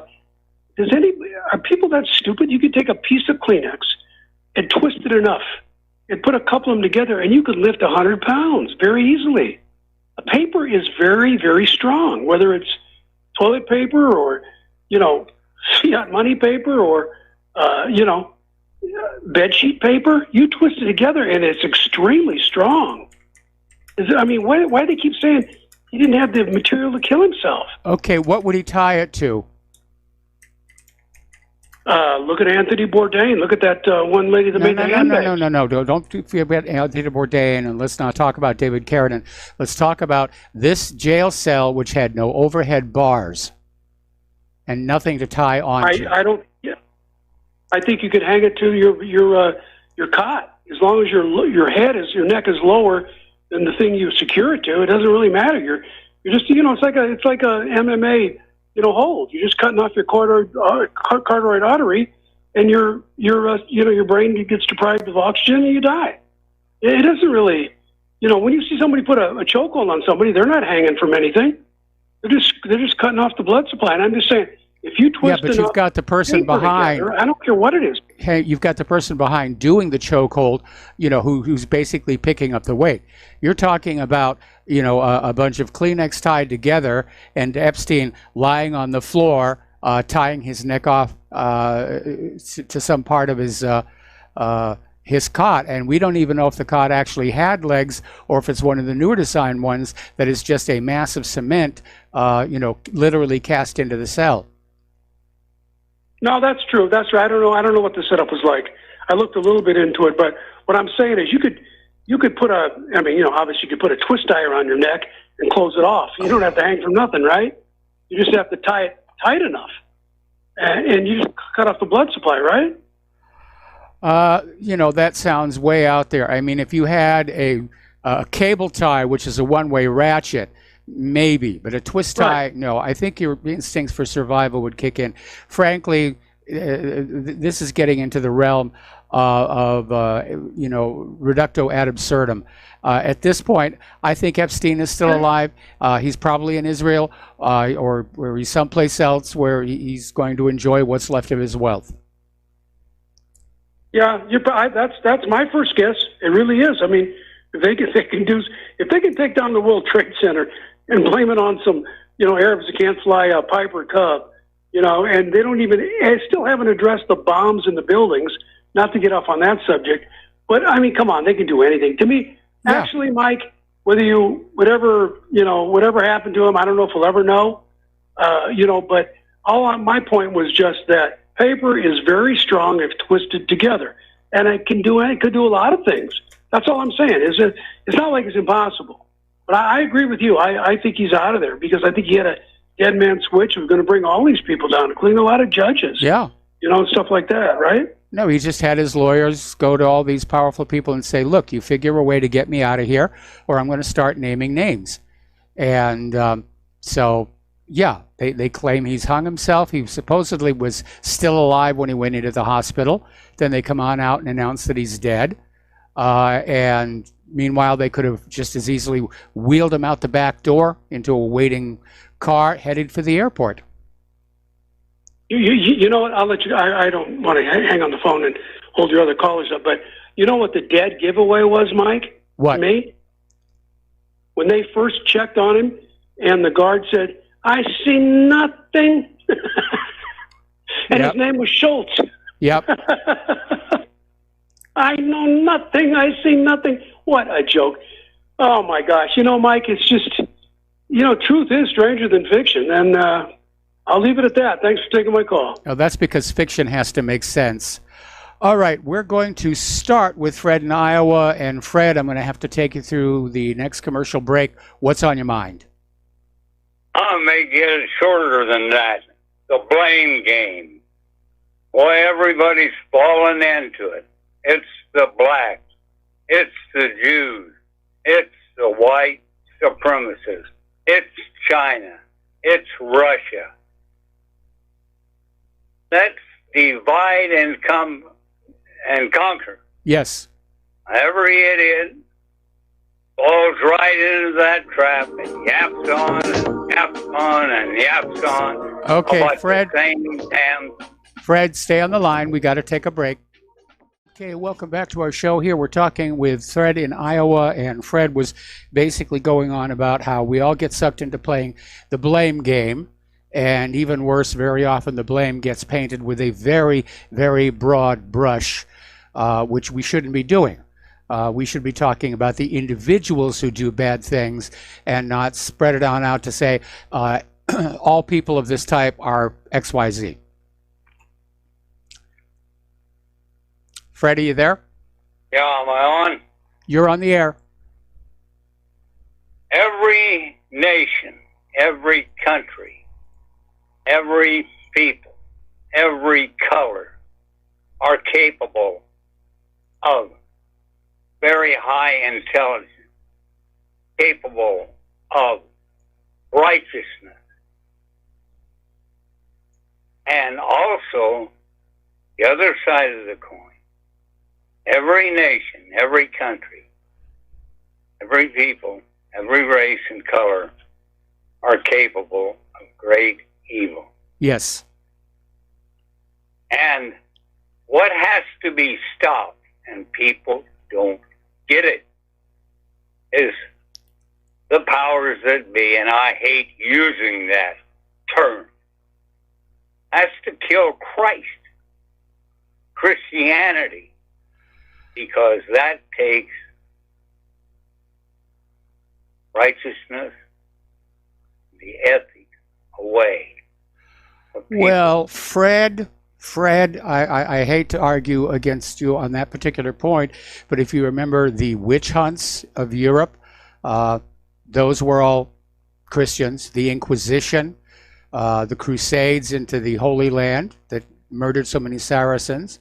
I mean, just because somebody is a Christian doesn't mean they're not capable of evil. I mean, look at all these scandals with these pedophile priests that are coming to light. And I probably won't get much time. The papacy, the Roman papacy, not Catholic members. The Roman papacy system killed 50 million Christians during the Dark Ages. I do not hate Catholics. Yes. Christians, so-called Christians, do great evil because they are not following the commandments, the law of God. And if we followed that, we would have peace on earth, which is not going to happen on this earth. But I am not trying or implying to say, because you say that you are a Christian, that you say you believe in Jesus Christ. Other words, faith without works is dead, and works without faith is dead. So meaning by works, you can call yourself a Christian, a nice guy, a believer in Christ. But if you do not try to live a compassionate, Christ-like life, and we can't do it by ourselves, only through Christ. Well, I disagree with that point right there. I think it is a tremendous fallacy that one must be following a religion to be a moral, kind, compassionate person. I think people can come to an idea of a moral code of conduct just rationally by saying people have to behave in this certain way for the benefit of our entire neighborhood, the benefit of our entire country, the benefit of humanity as a whole. And the reality is that good people are going to do good things, bad people are going to do bad things, and in both cases they'll cite their religion as an excuse. So anyway, Fred, thanks an awful lot for the insight. Talk a little bit more. Well, no, we've had it. Okay, Mike, Fred. Whether you believe it or not, I like you. Well, I like you too. I like you too. But we're going to let you go here. But you believe in the power of sin. I believe in the power of Christ. But anyhow, my friend, have a good day. All right, Take care. Thanks an awful lot. We're going to switch over to Don in Iowa. Aloha, Don. Welcome to the show. What's on your mind? Epstein, this reminds me somewhat of the Las Vegas situation. You get these little sentences that come out. You know, it's like nobody's really in charge of disseminating information, but this info comes out. Like first it was quiet. Some people say it was quiet. Somebody else says he was shrieking. Yes. What's going on? And I saw somewhere, I mean, nobody's taking responsibility for actually standing up in front of some reporters, even fake reporters, or just standing up in front of the camera and just telling what is exactly the official story, what happened. Well, the official story keeps changing, and that's one of the reasons why people... because there's no one person that's in charge that is saying what the deal is. But one of the things I saw is the only way he could have hung himself, and they're saying they're going with this. I believe he hung himself from the top. He tied the sheets around, choked himself to the sheets, and tied it to the top bunk, the steel rings of the top bunk. But you can't kill yourself that way. As far as I know, has anybody ever killed? Ask yourself the question. People that are experts on stuff like this, but you're an expert on some stuff. Has anybody killed himself in this manner? Because you can't hang yourself because you're going to have a reflex to survival reflex. You can't hang yourself unless you're actually hanging and you can't escape. What they're trying to say is this. I mean, it makes no sense. Look, he choked himself with the thing by tying it there to the, and he was just kneeling. He was not hanging. You couldn't say he was hanging himself, but somehow, no, they're going to have to come out. Sooner or later, somebody's going to have to say something. And why is this autopsy taking a million years to complete the autopsy? They're not saying what well, happened. Supposedly the autopsy has been completed, but the medical examiner is waiting for more information from the prison authorities. And more information. I don't know what that information is supposed to be. The big question is going to be, are they going to have a funeral for Jeff Epstein? Will it be closed casket or will it be cremation? It's cremation. That's a clue right there that it's not really him. The cremation. Well, even a closed casket. I mean, there could be nothing in there but a cenotaph. Right. But if it's cremation, nobody will ever be able to dig up the corpse and check for DNA. But in a way, the guy is dead. If he escaped, this is what some people are saying. You're never going to see him again. Like Ken Lay. Ken Lay is not really dead, but as far as the world is concerned, he's dead because he's never going to come out and start talking and bragging about how he escaped or anything like that. I don't think he might. But I'd like to make the one thing in defense of Trump. But sometimes I try to stick up for Trump, even though I agree that he's screwed up on foreign policy. He's screwed up. He doesn't know what he's doing. But you're always talking about, the people on this show are talking about the First Amendment, the Second Amendment. Trump is going to give you better. We have a two-party system. It's either going to be a Democrat or Republican, and you're better off with the Republican Senate and the Republican president. You're going to get better Supreme Court justices. You have a better shot at getting somebody that actually doesn't try to change the Constitution right in front of your eyes. But some of these people like Sotomayor and Ruth Bader Ginsburg, they'll just try to legislate from the bench. And that's all I have, Mike. Thanks a lot. All right, thanks an awful lot here. And we're going to switch over to Lenny in California. Aloha, Lenny. Welcome to the show. What's on your mind? Epstein is on my mind, Mr. Rivero, like I'm sure is on most people's minds. But I just have some hard questions. First of all, I want the gentleman who called before the last caller, and I understand what he's saying and trying to quote the Bible and trying to understand that everybody has risen to the same sentient level. The fact is that we haven't. Okay. You know, if you look at what Rick said from Arizona and what Joe said from Tennessee, they're not that far from the truth. Now, I'm with you. I wouldn't paint it with a broad brush, but if you look at scientists who study populations dynamics, scientists have always known that the standard biological model for any species is monoculture, not multi. Now, we can go to a multiculture as long as the energy that's being pumped into the different multicultures or in the multicultural situation is where everybody's getting the same thing. But when you have an indigenous population who feel like they've been pillaged, raped, and robbed and targeted, as like the white males feel like they're being targeted, okay, you're going to have pushback. Yes. And if you look at the history, and I'm just telling the truth here, I don't care who likes it or not, be it black, white, brown, I'm saying that it is a dangerous thing to rob and rape, pillage an indigenous population of its natural monocultural ways.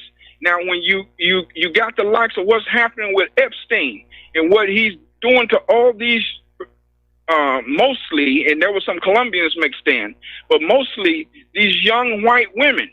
You don't think that's going to piss off some white men? Yep. Any man who's worth his salt is going to piss him off.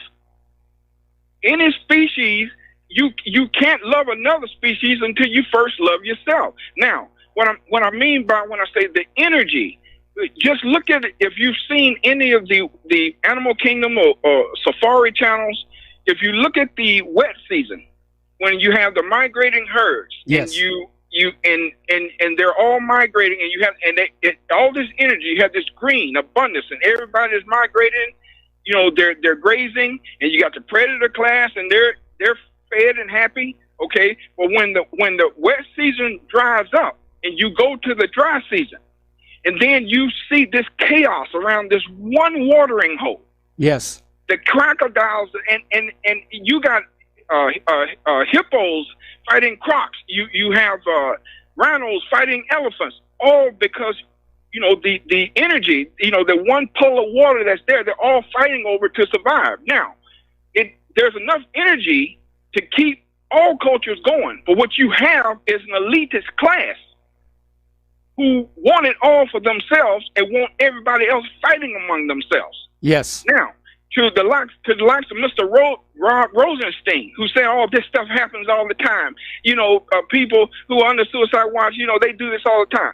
Here's what I say to the brain dead American people. Show us, Mr. Rosenstein, proof of death.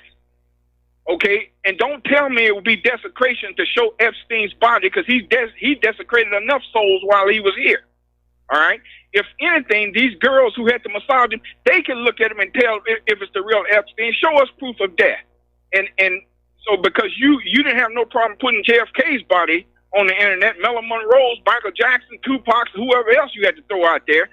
We need to see proof of death. The American people, if they can do nothing else for themselves, demand proof of death. Now, I want to get to Mr. Joe Scarborough, Joe the Blow, who said that it was the Russians. I had to laugh at that because, according to him, the Russians was behind it. But I just got a question for Mr. Scarborough. What did you find? Did you happen to find a passport in partially pristine condition, lying on the gurney next to Epstein while he was being wheeled out of the jail? All right. And the reason I say partially, because the other part was probably dipped in Novichok that they were going to blame on Putin anyway. Probably. But anyway, I mean, even Alec Baldwin is out there saying that the Russians did it. And obviously, if there's a cover-up of some kind going on, they're going to throw out a lot of different stuff for us to argue over and, fight over the minor details here. But at this point, I think it was just a case of his lawyers got him off a suicide watch. It was arranged for the guards to not be around for 3 hours. His cellmate was removed. Basically a clear field, so to speak, where they could go in and say, oh my goodness, he's hanged himself. They throw him on a gurney. They take him to the hospital. He arrives supposedly still alive. And then a little while later, he's declared dead. And how easy would it have been for somebody to wheel Epstein out the back door into, let's say, a waiting ambulance? And he's off lights and sirens to an airport where there's a private plane ready to take him out of the country. Straight out to Israel. Where else would he go where he couldn't be extradited? Now, my thing is this, like I said earlier, this is normal biology, okay? Every species has to take care of itself before it can get along with any other species. Else yes. it ceases to exist. All right? That's just normal. But we have a chance. Human is our potential. Okay, what we're dealing with is we're dealing on a very low level of frequency in which something wants to keep us there. Now, you asked a question the other day. You couldn't understand why they're giving Trump such a hard time. The powers that be, he's given them everything they want, especially particularly to Israel and the West Bank. They're talking about giving up now, and Golden Heights rather, and Jerusalem. Okay, look, if you remember, there was something called the Rothschilds in Russia. They had control of the Russian government under Yeltsin. Okay, there was an oligarch named Berezovsky who was dating Yeltsin's daughter, beating her, and manipulating Yeltsin through beating her. Okay, now they turned it over temporarily to Putin. He was supposed to be an interim manager, so Mikhail Khodorkovsky could take over, eventually become the president or the ruler of Russia. Okay, Putin did what monocultures do. Putin said Russia for Russians. Yes. And he flipped the script, and they're afraid eventually Trump will do the same. Okay, could you blame him? If he's truly what he said he is, can you blame him? It is within his nature. It's coded within his DNA. He cannot help himself. Well, unfortunately, I haven't seen it yet. In any event, Lenny, we're coming up on a commercial break. We've got other callers waiting on the line. I'm going to have to let you go. Thank you for the phone call, and we'll be right back. And aloha, America. Welcome back to our show. Here we're going to go back to the phones to Chance in West Virginia. Aloha, Chance. Welcome to the show. What's on your mind? Hello, Mike. I hear a lot of callers say, I guess we'll never know. And for the most part, I agree with them, because that's how good the deep state is. This is why all this talk about Jeffrey Epstein, whether he committed suicide, was murdered, assassinated, out of the jail, is all redundant. We have to go to step 2 and look at what's going to be done about this. We're slipping into that trap that the deep state has set for us by debating these topics. Epstein is just as gone, whether he walked out of there, whether he's dead. This is all irrelevant. And the more we keep talking about this and beating this dead horse, we're not going to progress. Well, We I have to be disagree. looking forward- I disagree because with every one of these discussions, we're undermining the credibility of the corporate media and the government. And it's only going to take so much. Yes, we are. More What is abuse. the end result, though? We need convictions. We need indictments. We need to bring this whole system down. Many people need to be locked up. This is what should be on their mind now. I can understand these people's point. Yes, I can. But it's like having the horse in the barn, and when the horse gets out, you sit around the kitchen table talking about wondering how the horse got out. The first thing you do is go look for the horse. Bring him back and then secure him in the barn again, the proper way. I mean, it's the more we talk about it, really doesn't matter how he's just as gone. Yeah, but you see, but in talking about it, we're causing Americans to think and doubt and wonder if once again they've been lied to. And as I said, where the U.S. government and the corporate media are weakest right now is in their credibility. They have lost the ability to lie to the public with impunity. We've taken that away from them, and we have to continue to do so. Exactly. And I agree with you 100% there. But if there's still dumb people out there that couldn't see that this was going to happen, anybody who had half a brain knows that this was going to happen, something like this. And if the other ones that don't, they're just too far gone, you're not going to get through to them. Yeah, but we're gaining ground. I mean, if you look at the audience numbers for corporate media, they're way down. Trust in the U.S. government is at record lows.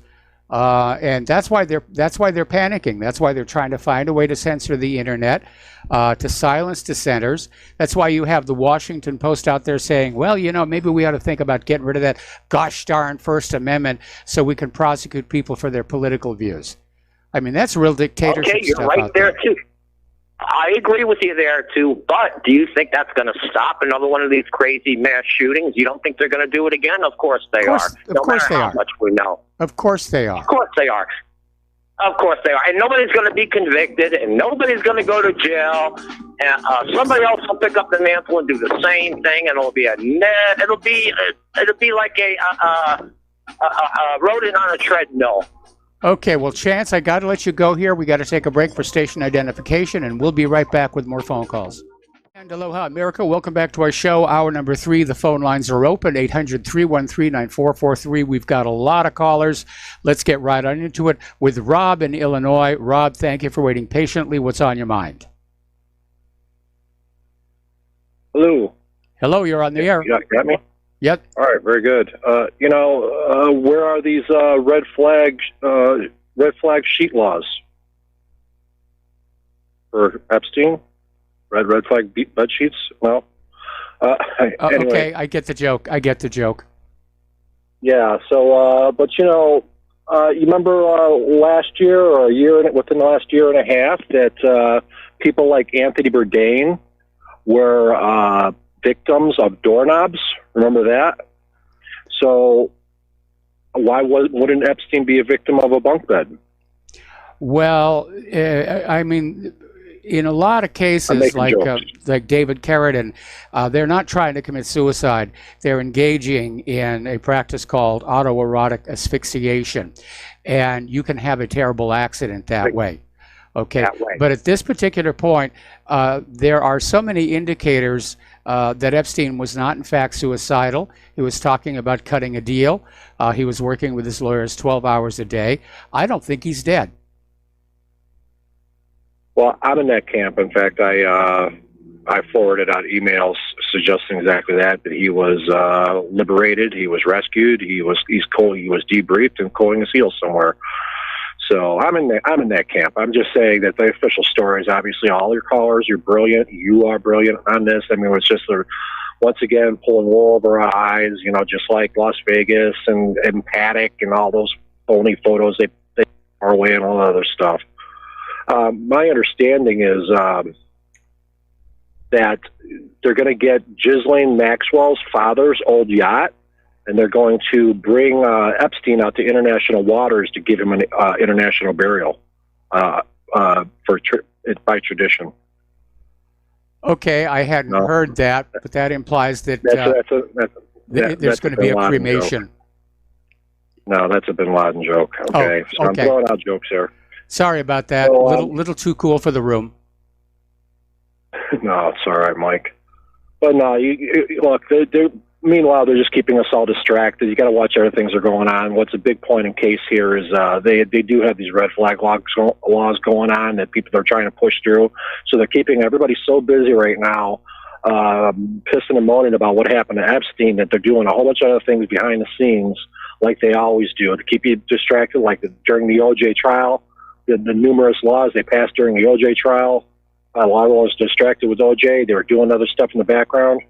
Same thing's going on now. There's nothing we can do about what happened to Epstein. Hopefully, it's something good's coming out of it. You know, hopefully Donald Trump didn't negotiate our rights away in this, and that something else positive came out of this. Who knows? It's still so much up in the air. But I'll tell you what, these red flag things are on the table, and people need to be fighting this tooth and nail, because we've already had enough of our Second Amendment rights negotiated away with this, and with that is our First Amendment rights, and so on. So the art of distraction, they're really good at it, and here we are every day. I couldn't even listen to your show yesterday, Mike, in the first hour, and I got about 25-30 minutes in, and just everyone was talking about Epstein. I already had, by Saturday, Sunday, and early Monday, I already had enough. I had to shut down. I had to shut off. So I'm already burnt out, and they've done their job. They've kept everyone distracted. Now it's Tuesday, and we're all still ranting and raving. But your two callers ago, he was absolutely right. You know, it's focused on the children. The focus should be on all the children. It's not just Epstein. It's all, it's Nexium and all these other procures that have been going on for not just decades, hundreds of years. These people are still doing it today. The children go missing. They're abusing kids. They're kidnapping people, whether it be children or young women or young adult women, whether it be in Saudi Arabia, Africa, you name it. There's people missing all over, and it's still going on. It didn't start and it didn't stop with Epstein. No, it certainly did not. One of the disappointments I have in Trump was when he was campaigning back in 2016. He said he was going to address the issue of missing exploited children here in the United States. Now, for these other countries that are out there, that's their problem to deal with. We have to focus on America and solving the problem, and we're just not seeing it. We're seeing this, this stonewall coming from the church over the pedophile priests. And we saw Epstein was allowed to do what he was doing for years on end. And I think it creates an image of a government that is totally numb to the concerns of the American people, or they're complicit in the crimes. And again, back during Prohibition, the gangsters almost succeeded in taking control of the entire government. Now we've got drug prohibition, and I'm wondering if the drug cartels aren't really behind the scenes running this country, because it acts in such a criminal manner. Agreed. All right. Appreciate your time, Mike. Talk to you later. All right. Thanks an awful lot. We're going to switch over to Bob in Colorado. Aloha, Bob. Welcome to the show. What's on your mind? Aloha, Mike. How you doing? I will go ahead and put my point of view across to you. And as usual, I listen to you off the air, and I have 2 points. Number one, if Epstein was flown out of the country, there's got to be a flight log, and I would hope there's enough pilots out there that could do the research to find out where the hell that plane went. Even if it went to wherever it went, it would just be interesting to see where did that plane go. And the other issue is, I would love to find out who is the beneficiary of his will. Wouldn't that be interesting? So I'll listen to you all fair. Thanks, Mike. Okay, well, the first comment about the airplane, first of all, having gone to this incredible length of faking a death inside the jail cell and the hospital, I'm sure that whatever aircraft is selected, there's not going to be a record that Epstein is on it. In fact, there may even be a phony flight plan that says we're just going up to Canada, and then it diverts. Might not even be an airplane. They may have put him on a boat, which is under far less scrutiny than airplanes these days. But it's for certain that if in fact he is not dead, that there was a well-prepared escape plan to get him out of this country and get him over to someplace without extradition. As far as Epstein's will is concerned, I'm sure I'm not in there, but they can read it. But because of all the civil lawsuits being filed against Epstein's estate right now, I think it's going to be years and years before anybody sees anything come out of that. Okay, so we're going to switch over to Paul in New Jersey. Aloha, Paul. Welcome to the show. What's on your mind? Hello, Michael. Michael, I just want to alert you that at researchgate.net, they have an article titled An Unusual Method of Suicidal Ligature Strangulation. So it is very possible that given a long enough piece of shoelace, the person can strangle themselves without hanging at all. So that is possible. Just to bring that to your attention. Yeah, but you see, the whole point of is that Epstein was not supposed to have any of those materials in his jail cell. Well, who knows whether he could have smuggled it or somebody brought it to him or his lawyer or whatever. We can never know. Well, like I said, why would his lawyer assist him in killing himself? Because that ends the billable hours. You know, Epstein's lawyers are getting rich off of his case. They're not going to help him kill himself. Unless they were fellow Assad associates following orders from Tel Aviv. Hey, now listen now. One thing about that, too, is I hear a lot of the callers promoting all the different conspiracy theories. I like to entertain them all, but one that I don't notice, which is the most evident that I see few that entertain, is, and let's go through this, who's in charge of the Department of Justice? President is. At the moment, it's Attorney General William Barr. Right, and who appointed William Barr? Donald Trump. Donald Trump did. So where does the buck stop? I say it's right at Donald Trump, and I don't think we should exclude him from letting this happen on purpose, because he has the power and the authority to make sure and give the orders from the top down, scaring the heck out of all underlings to watch Epstein, and he didn't. And I'm in the old follow the chain of command. Where does it go up to? And also Trump has some connections with Epstein, so Epstein being dead actually helps Trump. It's good for him. So I wouldn't exclude him from the list of potential suspects. That's what I want to say. Well, I tend not to look at Trump as a potential suspect in a scheme of this complexity, simply because Trump, to be brutally honest, lacks the kind of intellectual sophistication these kind of things takes. He may have done a nod and said, yeah, okay, but I think this whole thing was orchestrated at a much lower level. Remember, the more people who know about one of these operations, the greater the possibility of a leak. And so you want to keep an operation like this as absolutely small as you can, with as few people knowing about it. Now, Epstein had a network of people that he had videotapes on, boinking 13-year-old girls. And so they're going to do what he tells them to do. And I think he had enough of those where he could, like, say, this is what's going to happen. True. But nonetheless, as I say, you know, when we come up with conspiracy theories, we shouldn't be afraid to engage in conspiracy theories that run contrary or against our own narratives. And we should be open enough to take a look at our own side, especially our own side that has gone astray anyway, the way I see it about Donald Trump. And you've heard my previous call. I've heard your previous calls here, and, you know, I'm a tremendous believer in Occam's razor, or I basically use it as a philosophical guide. The simplest explanation is usually the correct one. And so whenever somebody comes on in with a conspiracy theory that adds complexity, I'm immediately hesitant. Right. And one last point. For your listeners out there, I do advise people to look into death by suicidal ligature. Yep. Because and these type of strangulations, because the way the body was brought out of Epstein, right? is and the marks on his face and the flushing of the skin and the red spots, that is consistent with strangulation or hanging. So that is consistent.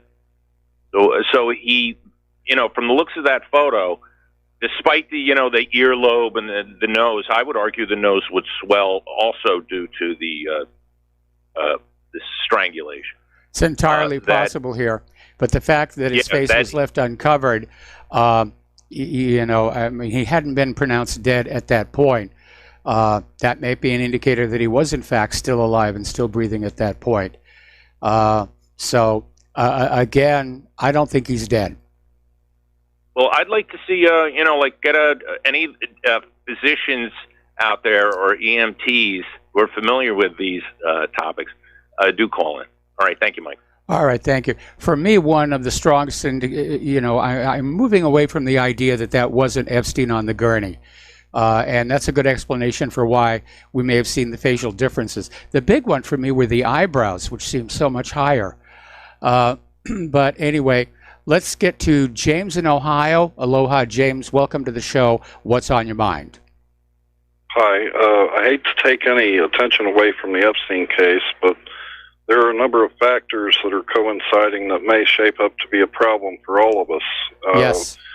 Zero Hedge a few days ago had an article about a autumn something worm in China that was attacking their crops that jumped over from Myanmar, and they're not sure whether it's going to have a big impact, but considering that the United States, our crop harvest forecasts are not very good. Nope. And I think it was in Nebraska that 2 million calves drowned from, I think it was snow melt.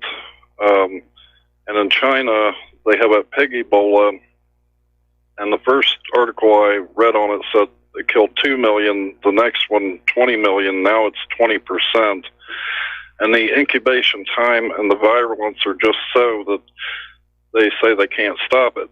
And what happens when one of the major nations runs short of crops or farm animals for food as they go to South America, which means that the U.S. and China may well be competing, and Yes. which is going to drive the price of food up. And since everybody eats, that's going to have a ripple effect of driving the price of everything up. Yeah, Let's just cross our fingers that the pig Ebola stops and that the crop harvest forecasts are wrong, because, mass starvation is not good for continuity of government. And if that occurs, what they usually do is they have a great big war to take the heat off of themselves.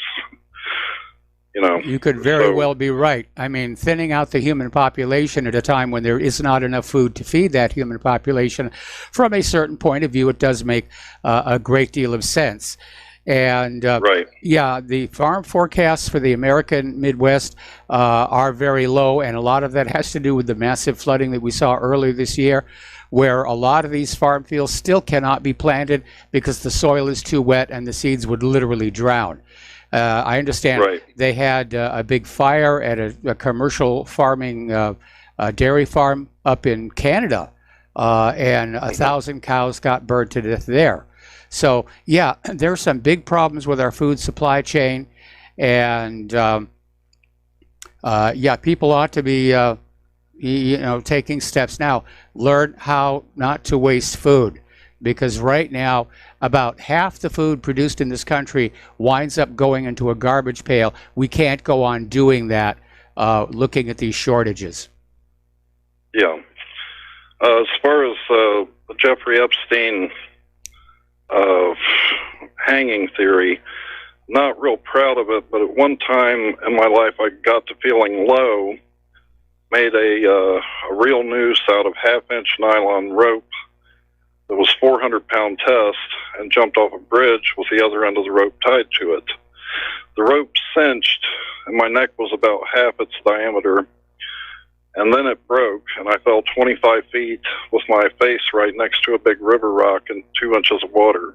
And here I am today. So, I'm extremely dubious of these ideas of wrapped or tied up sheets, and maybe strangulation, but I think with strangulation, if you're talking about like sitting down, because the highest thing you can tie it to is 6 feet up, of course there's a very strong instinct to put a stop to that.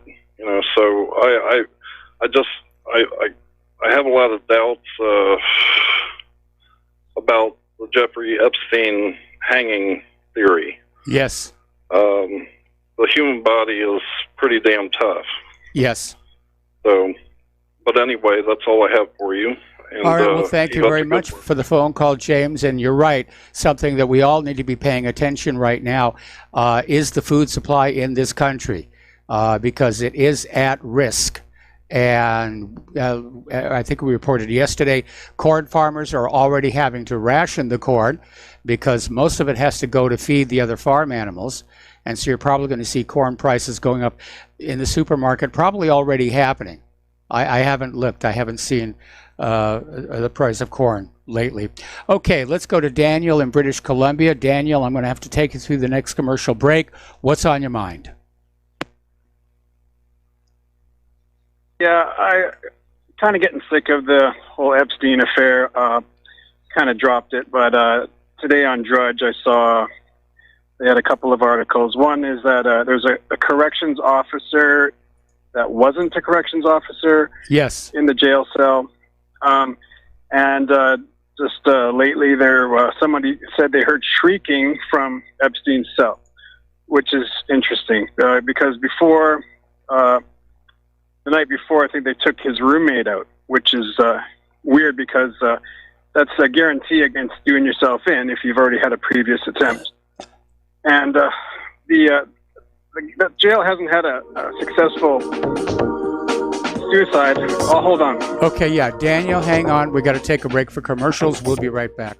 Aloha, America. Welcome back to our show here. We're talking with Daniel in British Columbia. We're talking about the Jeff Epstein case, scandal, gambit, whatever you want to call it.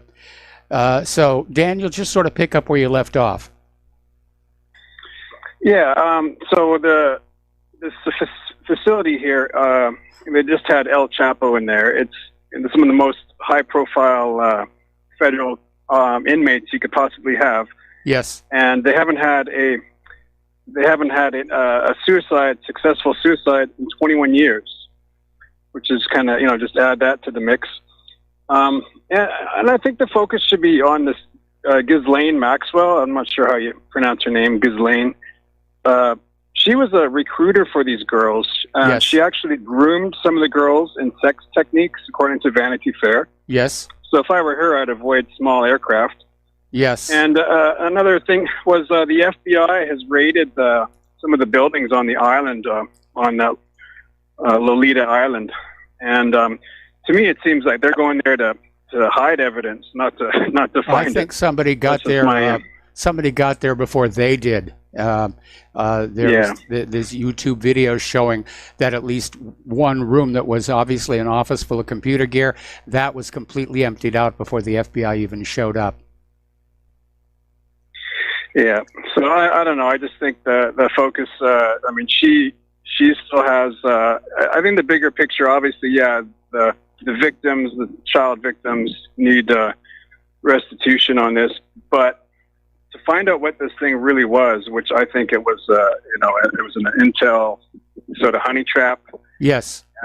You got Bill Richardson and all these guys.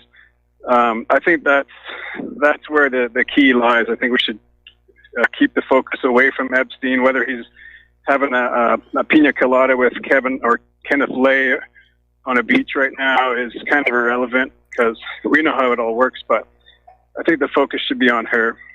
And I agree with you on that one.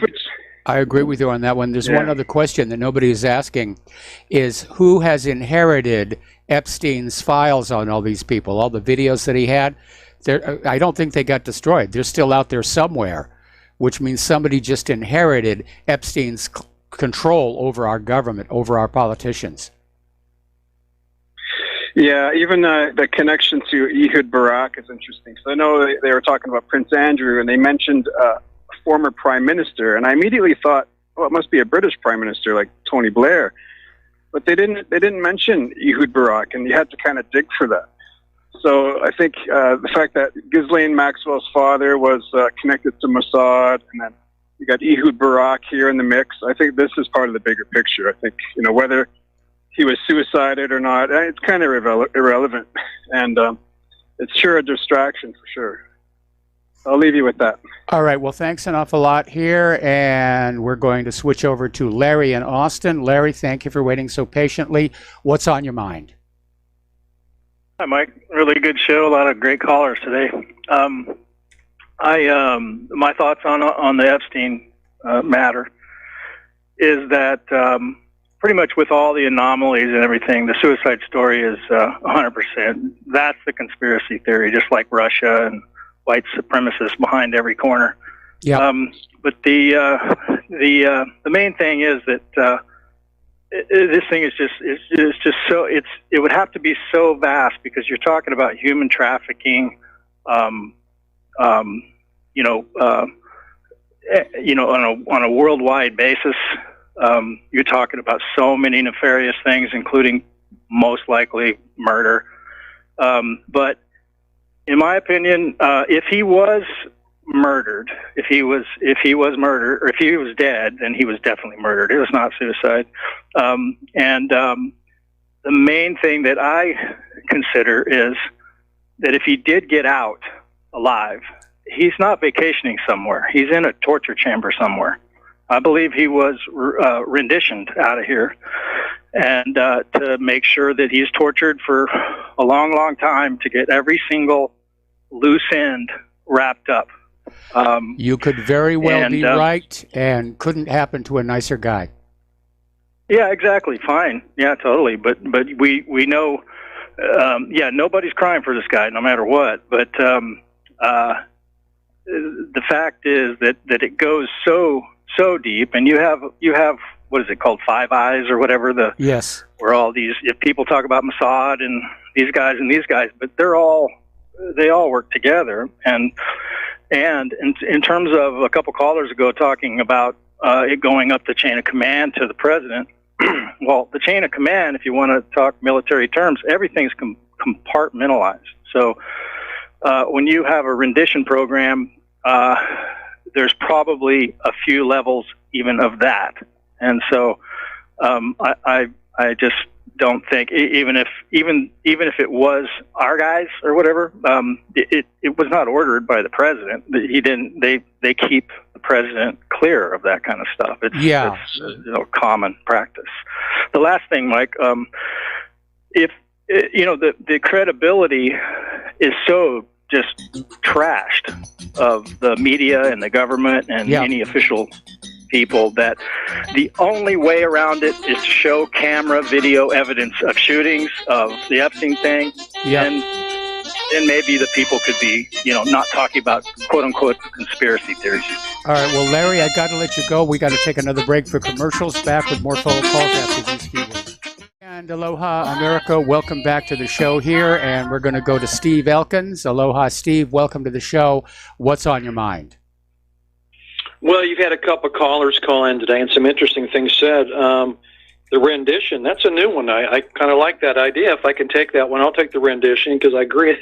The guy was a dirtbag, deserves everything he gets. But you had a couple people mentioning about the appearance of him having splotchiness and everything. And I just wanted to let you know what that was. Actually, it's called petechiae, and it is definitely referencing probably strangulation. And it's kind of a pinpoint blood spots, kind of splotchiness over the body, mainly over the neck. It's called petechiae, and it does signify strangulation. Well, don't forget, he had suffered a physical attack 3 weeks ago. Yeah. Other than that, when you see petechiae, it's usually a thrombocytopenia kind of petechiae, and that's a blood disorder. You're kind of missing some clotting factors, so that's what causes that. But I'm not even secure. I'm not even sure that, like I said, you're the same way. That was even him. Was that real? Was that photoshopped? But I know that they had to offer up a body to give the to back up the story. And with a dead body is closure. and the closure of the investigation. So that's the way I saw it. I actually predicted this was going to happen. He was never going to be able to testify. And my guess is, like I said, if it wasn't a rendition, that's a new one. He's out of this country somewhere, and he's protected, and he'll be under a new identity, and we'll just never know about this guy. And I do believe Kenneth Lay got the same kind of deal. Well, this many years after Enron, it's possible that Kenneth Lay has already passed away just from being old. But that's purely speculation here. But as far as Epstein is concerned, I'm starting to think that really was him on that gurney. And I find it very interesting. They had his entire body covered with a white sheet, except for the face. They wanted it to be seen. They wanted it to be photographed by the paparazzi. Yeah, exactly. Yeah. Yeah, well, we may never know. But the 2,000-page memo, that'll disappear. That'll go into the vault. It'll be sealed and never be seen again. This investigation is over. Yes. And there'll be a couple scapegoats. Those two guards will go down the hatch there on that one, and they'll drop the ball. They'll say it was accident, it was mistakes made. But at this level, for a high profile witness like this, you don't make those kind of mistakes unless it's purposeful. This was all planned. I agree. I think this was a setup, and I think he's still alive somewhere. And they may have said, we're going to get you out of here, we're going to take you over to Israel, and then instead he wound up down in Guantanamo. Yeah. That's it for me, Mike. Have a great show. All right, thank you. And we've got Terry in California. Aloha, Terry. Welcome to the show. Thank you for waiting patiently. What's on your mind? Hey, Mike, was Art talking? He mentioned that over in Japan they were singing the national anthem. He wasn't talking about Hong Kong, was he? Yes. I thought he was, but he said Japan, didn't he? Yeah, he did. But, all these Asian countries look the same to me. Okay, the other thing I wanted to comment on is there's some talk about food shortages, the prices going up, and I know you and I disagree, but Trump, the ICE, they wanted to, have a show of force, and they went for easy pickings. They went to the food processing area, and they got all those people, and, they can't find the other 23 million, if there's 24 million illegals. They can't find the other one, so they went to the easy spots, and that is going to drive our food prices way up. I mean, it's hurting the farmers. I know you and I don't agree. These people, started from Mexico, the Bush administration. Some of them did. The ones that work in a chicken processing plant, they had a crisis, and the administration kind of turned their head and let these people come in and do it. And I think it was the only thing we could do. I mean, I say that, most Americans won't do it. Art said he would, but he wouldn't do it for that cheap. And most people, Art was picking oranges. I'm not saying that's an easy job, but bending over all day, picking stuff near the ground is tough, especially when the sun's beating on you. I know it is. And I remember when Cesar Chavez finally got the farms to buy long-handled hose to make the job a little bit easier. The key issue for me here is that at a time when there may not be enough food for the legal American citizenry, having an additional 24 to 25 million hungry mouths in this country makes absolutely no sense. Absolutely. But how about taking out 23,500,000 and keeping the ones that contribute to this country? I don't want to pay $10 for a tomato. And that's what it's going to be if we got to have Americans do it. And I'm sure that, you mentioned the machines. Well, the machines aren't here yet. If they were, they would have been using them a long time ago. Well, they're but using today, them a you lot, know, but Terry, there's a basic law of supply and demand you seem to be ignoring. Even with all the Mexicans in this country working on the farm fields, prices are still going to be going up because there'll be a shortage because of supply and demand. yes, true. Except Okay. they're going to go up more now that there's a shortage. It's going to get worse. Okay. Yeah. The other thing I wanted to say quickly, that guy was talking about the minimum wage, you know, and 22 hours for an ounce of gold or Yes. whatever it was. That's all before China came in the picture. It's all before when we had manufacturing in this country. When we had shortage of workers. I mean, you know, years ago, you could just graduate from high school, you go down and apply for a job at a corporation, and they train you, you know, and you stay with them the whole time and retire. But that's not the paradigm anymore. It's a new paradigm with China in the picture. All right, Mike, thanks. All right, thanks an awful lot, Terry. We're going to let you go. The phone lines are open now. Getting on back to the economic news. The United States ban on state contracts with Huawei and these other Chinese tech companies takes effect as of today. And this is all based on a document titled Prohibition on Contracting for Certain Telecommunications and Video Surveillance Services or Equipment, and it bans certain U.S. state agencies, namely the Defense Department, General Services Administration, and NASA, from purchasing equipment and services from a number of Chinese tech companies. So that tech war, the trade war, continues here. Okay. Getting on back to the food shortage issue. U.S. farmers are facing record bankruptcies and collapsing incomes due to this escalating trade war with China. And apparently, U.S. Agriculture Secretary Sonny Perdue came on out and described these struggling farmers as whiners. And apparently Perdue said, I had a farmer tell me this in Pennsylvania, what do you call two farmers in a basement? It's a wine cellar. Now that was a bad move. You know, this is not some comedy club with open mic night. This is the Secretary of Agriculture. And maybe he's trying to make light of the problem because they don't really have a solution. And maybe the reason everybody is grabbing everything they can right now is they understand. You know, we talk about an economic collapse bringing down this country, or losing a major war bringing down this country. But one of our other callers mentioned it. If we have a food shortage, if the American people can't eat, that can bring down the government as well. All right, we're going to take another phone call from Skippy in Texas. Aloha, Skippy. Welcome to the show. What's on your mind? Hello.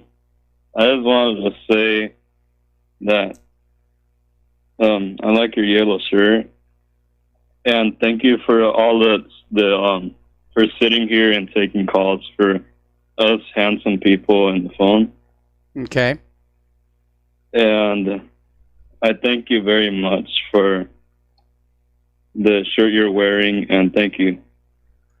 Well, actually, this shirt was a gift from one of the listeners. Yeah, it was me, actually. Oh, okay. Skippy. Yes, Skippy. Well, yeah, it was like $20, and like in Family Dollar, I think. But I would just want to say hi and bye. Well, hello and goodbye, and thank you very much for the phone call. Over in Sweden, and you have to wonder what the thinking is here, they're going to implement a $26 begging tax. In other words, if you are in such financial straits that you're having to beg on the streets, you're going to have to pay the government $26. I think they're going the wrong way here. And of course, that basically means that there'll be less money for the beggar to have to eat on. That's silly. Okay, here's an interesting development. Over in Great Britain, somebody ran a poll, and as you know, there's this push for a no-deal Brexit. Boris Johnson is trying to push it through by any means necessary. Somebody did a national poll and found more than half of those who expressed a preference were basically in agreement that Boris Johnson should suspend Parliament until Britain leaves the European Union. Because it's been the globalists and Remainers in Parliament who've been the biggest obstruction to basically carrying through with the will of the British voters. Now, John Bolton is out there taking aim at the EU for dragging out the Brexit process and not respecting the result of the 2016 referendum. And Bolton called the EU's bluff and insisted its refusal to renegotiate the failed withdrawal agreement was a ploy to make the peasants vote again and again and again until they get it right. And we know there's been a lot of talk about reholding the Brexit referendum. And we know during the original referendum, there was a lot of vote fraud going on the side of the Remainers. They want another chance.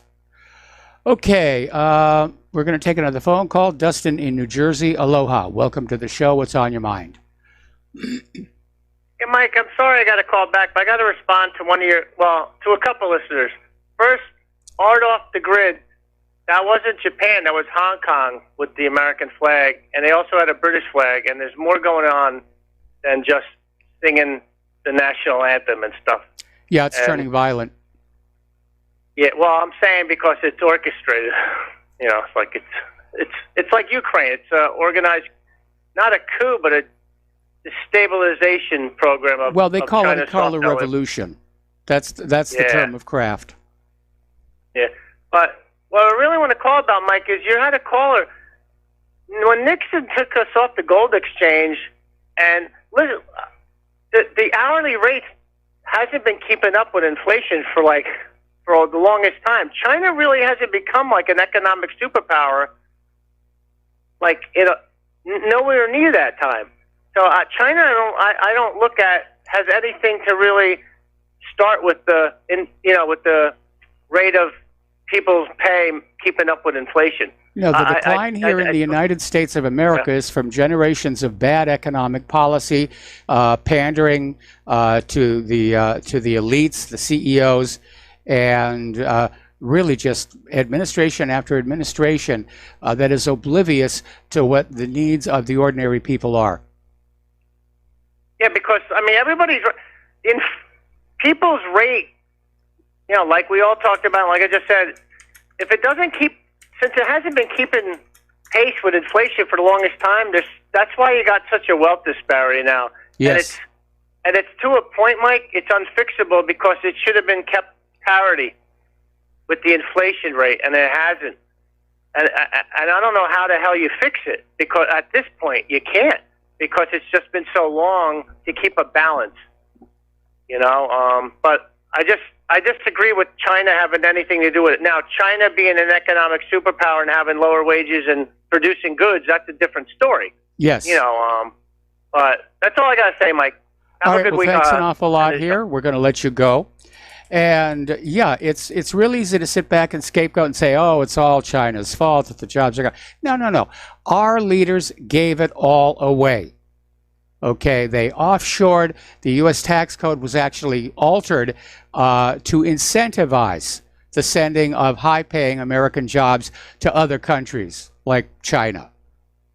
It was a deliberate giveaway, and I think it was part of that globalism plan, where this country over here makes the electronics, and this country over here makes the cars, this country over here grows the food, and we're all dependent on each other, and therefore we will not stand up to the New World Order. Which actually, looking at the way things are going right now, I think the harder that they push on this globalist agenda, the more people around the world are pushing back here. Getting on back to Great Britain, there's a poll revealing that 2/3 of young people want a strong man as leader. They're rejecting liberalism and globalism. Literally 1/4 of the people who were polled would be happy if the military was running the country. So this poll was conducted by Hanbury Strategy between the 21st and 28th of June. and published on Thursday by conservative think tank Onward. But that gets a little bit scary when you have a quarter of your population saying we'd be better off with the Army running the country. And maybe they would, maybe they wouldn't. It all depends on who in the Army gets to call the shots, because just having uniform on doesn't make you a better person. Meanwhile, up in Germany, former three-star General Joachim Wondrock is running for mayor of Hanover. He's joined the Alternative for Germany party and just blasted Merkel on the open borders. So things are coming apart there. Okay, real quick, Bob Ballard is back in the news again. He's on his way out to Nikomororo Island with the best equipped expedition ever to try and locate Amelia Earhart's lost airplane. So we wish him luck. He's found a lot of great things like the Bismarck and the Titanic. Got to take a break for commercials. Back with the last segment of our program after these few words. And aloha, America. Welcome back to our show here, and last segment of our program today. Little bit of an announcement. I'm going to be away from the microphone tomorrow. I'm having to deal with last-minute preparations for the moving company. They're coming in on Thursday. We are nowhere near ready for that. I've hired somebody to come help me. So either tomorrow will be a best of replay. We've sent messages to Ryan Dawson to see if he can pick up the mic, but he hasn't gotten back to us yet here. So once again, I will not be doing the show live tomorrow. And I hope not to have to take off a lot of days between now and when we get settled in Indiana. But this is a very long, complicated process. And what's really amazing, you know, we found out we've been in this particular location 15 years. Sorry, 14 years. 14 years. Yeah. And boy, it's amazing how much junk you collect in that much time that we're now having to either sell, give away, or just take out to the trash.